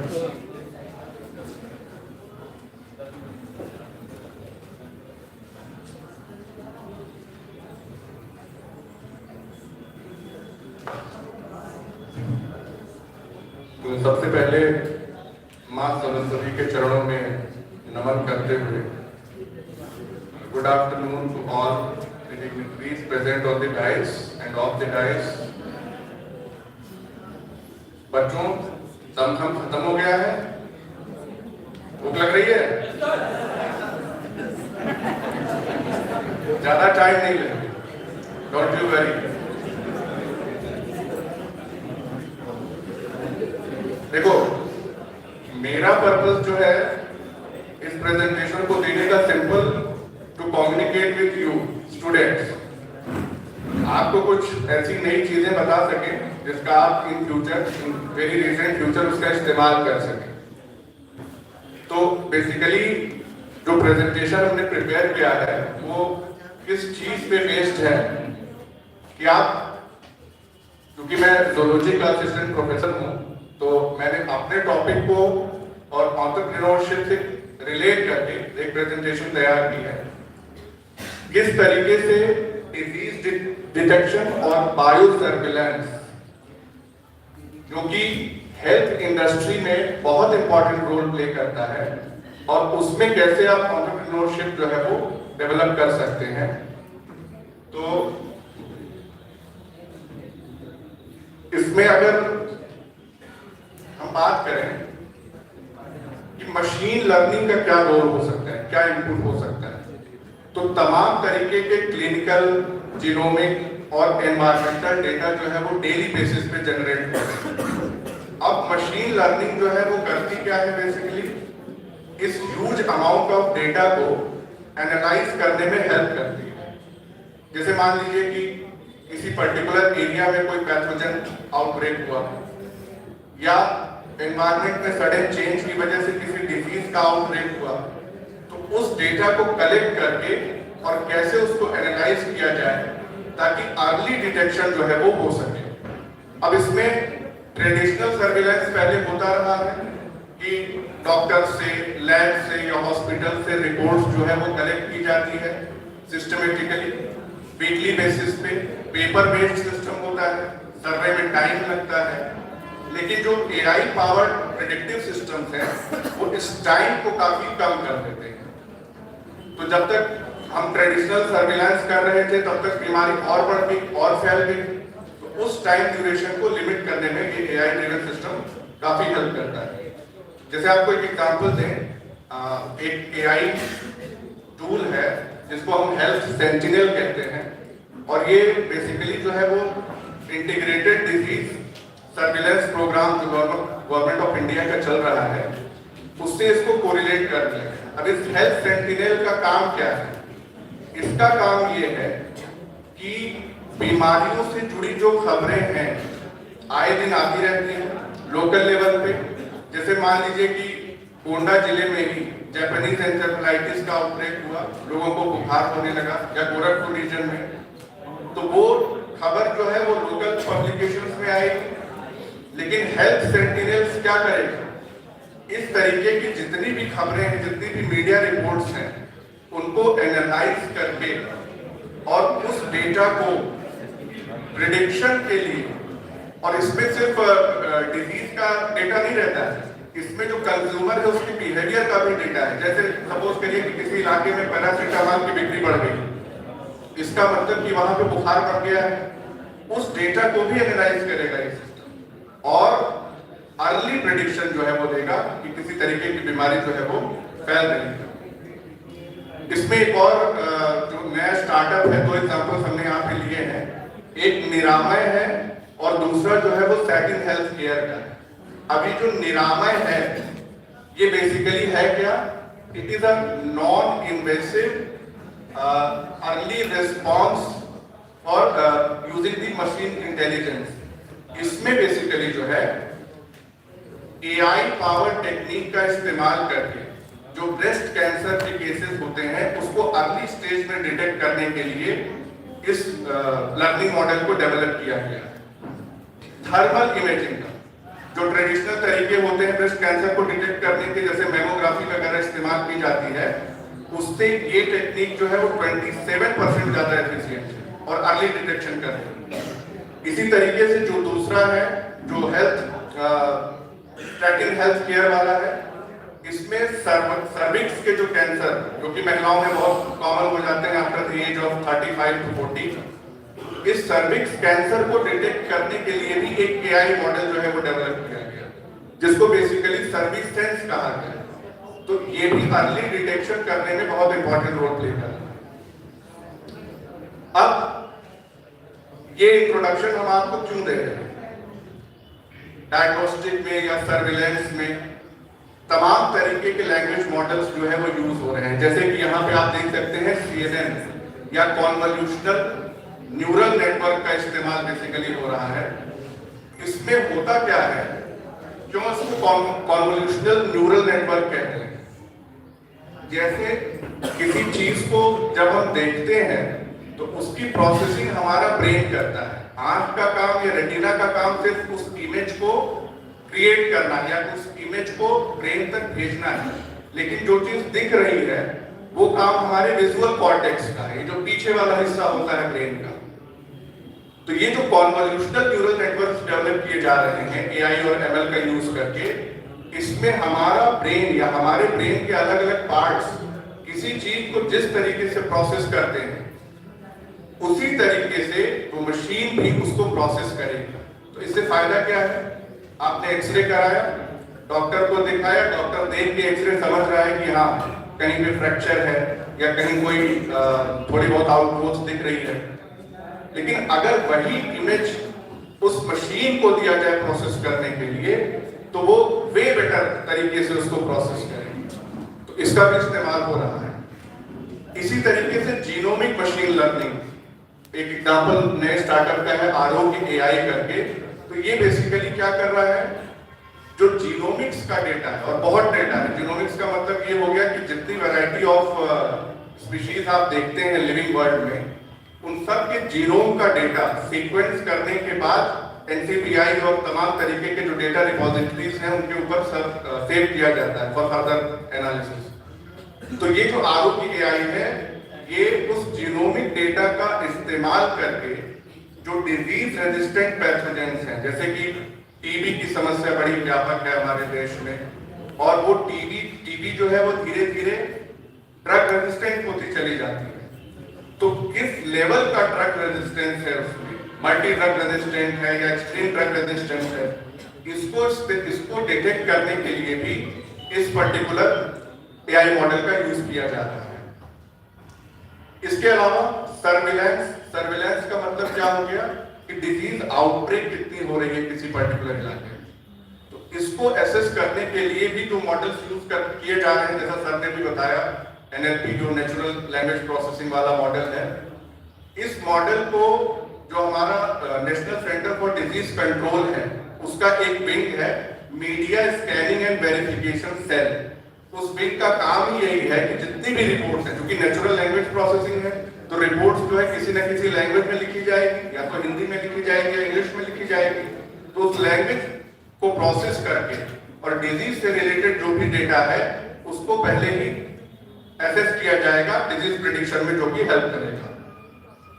जैसे एक model जो है वो develop किया है IIT Madras ने dengue fever के लिए, जिसमें उन्होंने वेदर यानी जो एनवायरनमेंट है, मौसम है, और एपिडेमियोलॉजी, इन दोनों का डेटा जो है मशीन लर्निंग से यूज करके और डेंगू को या डेंगू फीवर को अर्ली प्रेडिक्ट करने के लिए कि क्या पॉसिबिलिटी है। जैसे आप सुनते होंगे हर साल जो है जब मच्छर बढ़ते हैं तो डेंगू पेशेंट्स की तादाद भी बढ़ती है। तो उस चीज को अगर पहले ही प्रेडिक्ट कर लिया जाए based on environmental and epidemiological data, तो पहले से सरकार या हम लोग भी वो तैयार रहेंगे कि ऐसी बीमारी हो सकती है तो बचाव पहले से करके। इसी तरीके से एक और बहुत अच्छा मॉडल जो है वो एम हेल्थ या मोबाइल हेल्थ सेंसर्स करके, ये सारे हम स्टार्टअप्स के आपको एग्जांपल दे रहे हैं जो चल रहा है, जो हो रहा है कॉन्टिन्यूअसली। इसमें से आप कोई भी आइडिया ले सकते हैं और खुद भी कुछ नया शुरू कर सकते हैं या सोच सकते हैं। एम हेल्थ सेंसर का हम आपको एक एग्जांपल बताएं।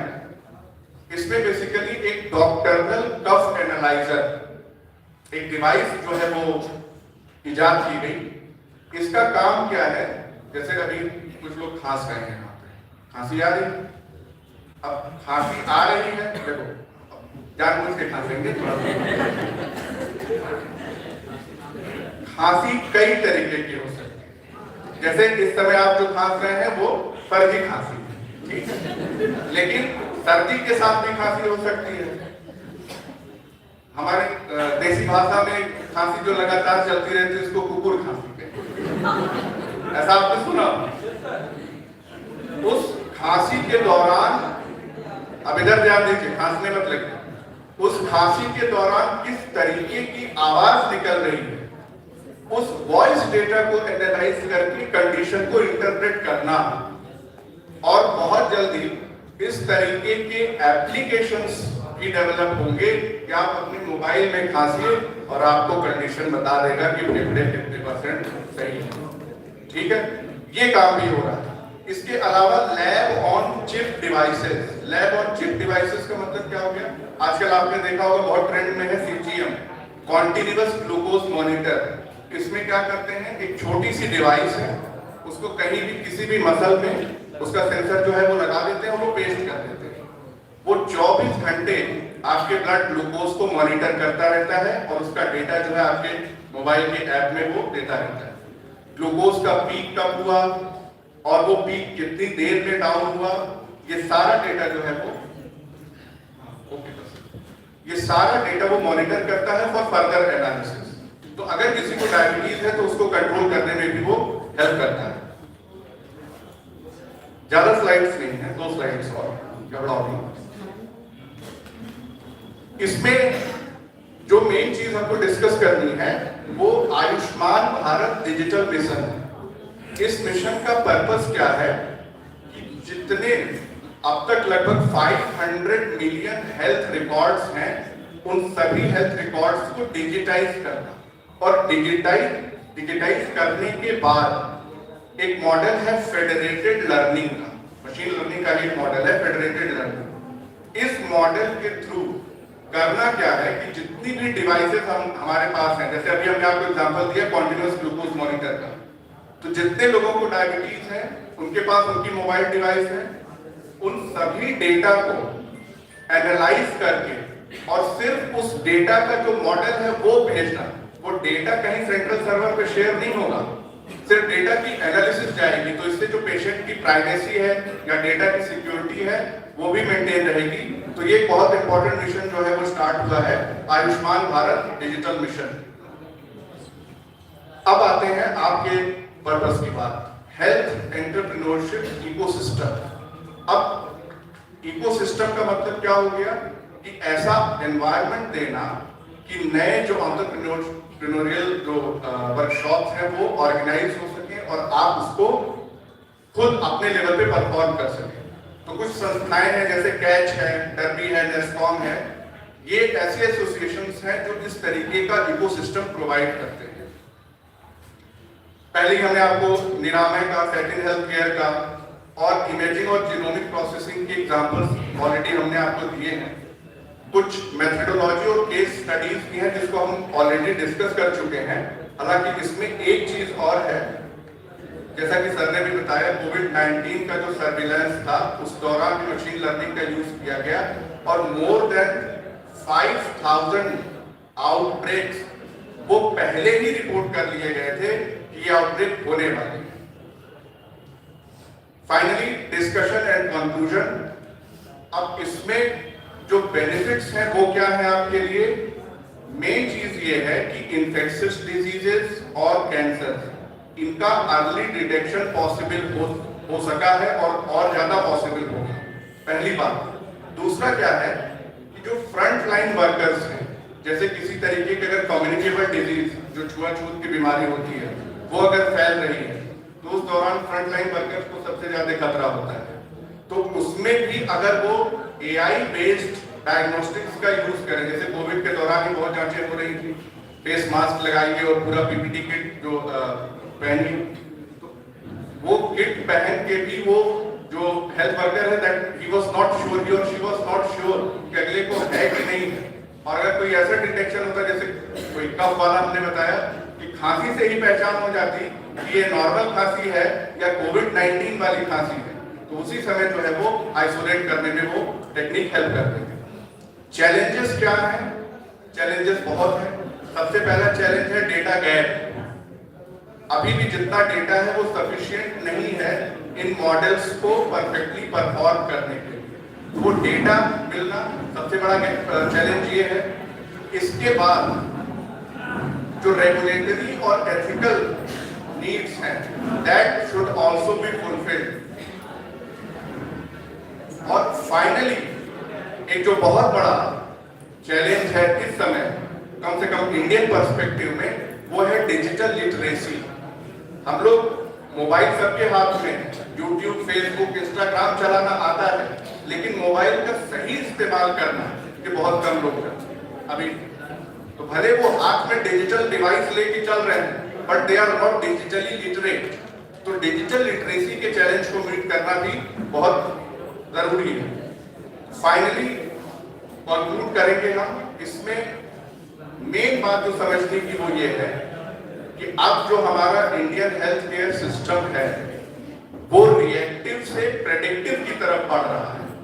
रिएक्टिव का मतलब कि बीमारी हो जाए उसके बाद आप इलाज शुरू करिए, और प्रेडिक्टिव का मतलब यह है कि आप बीमारी होने से पहले ही समझ जाए। तो इसी चैलेंज को और ज्यादा और अच्छे से एड्रेस करने के लिए आप लोगों को भी कोशिश करनी चाहिए। तमाम एग्जांपल्स हमने दिए, कुछ नया स्टार्टअप जो है इस फील्ड में भी किया जा सकता है। Thank you all.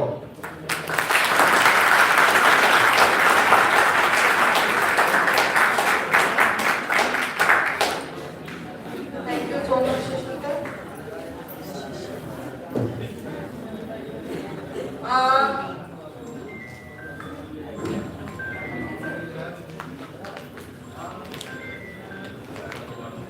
Only 2 minutes it will take. We have one faculty and he want to present because he will be busy after 2:30.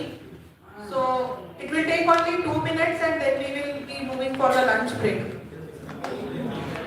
Just 2 minutes. Just 2 minutes. Please keep silence.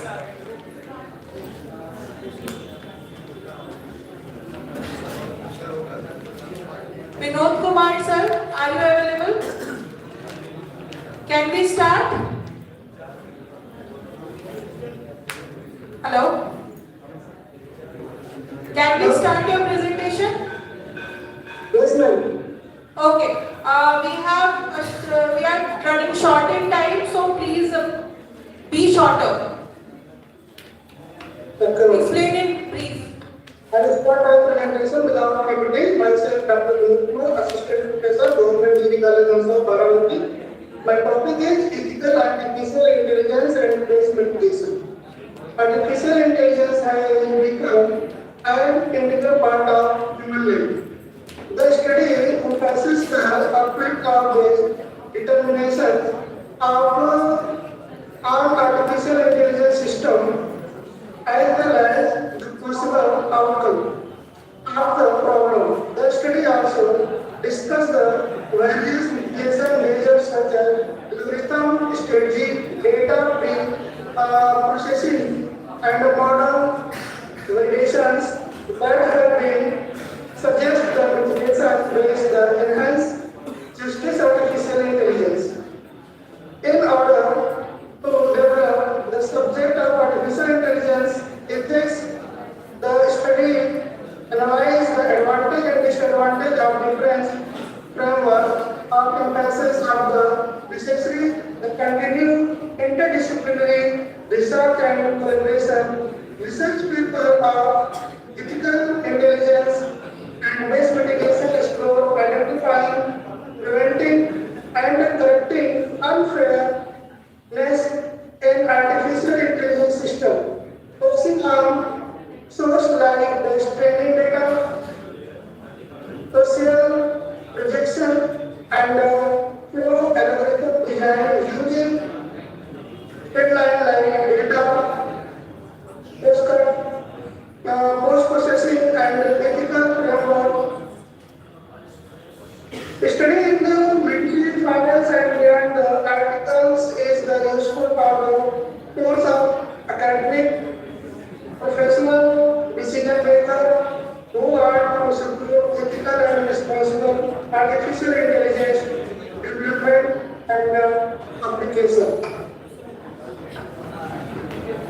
Till now, we have discussed brief about artificial intelligence to the regulatory both opportunity challenge in the financial services. Thank you. Thank you, sir. So we are moving ahead for the lunch break. After lunch break, we have fourth technical session, and with that we are also doing the certificate distribution program.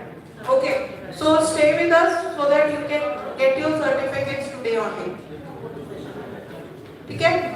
Okay, and we will start the presentations from 2:45 onwards. So please be assembled in the hall by 2:45. Thank you.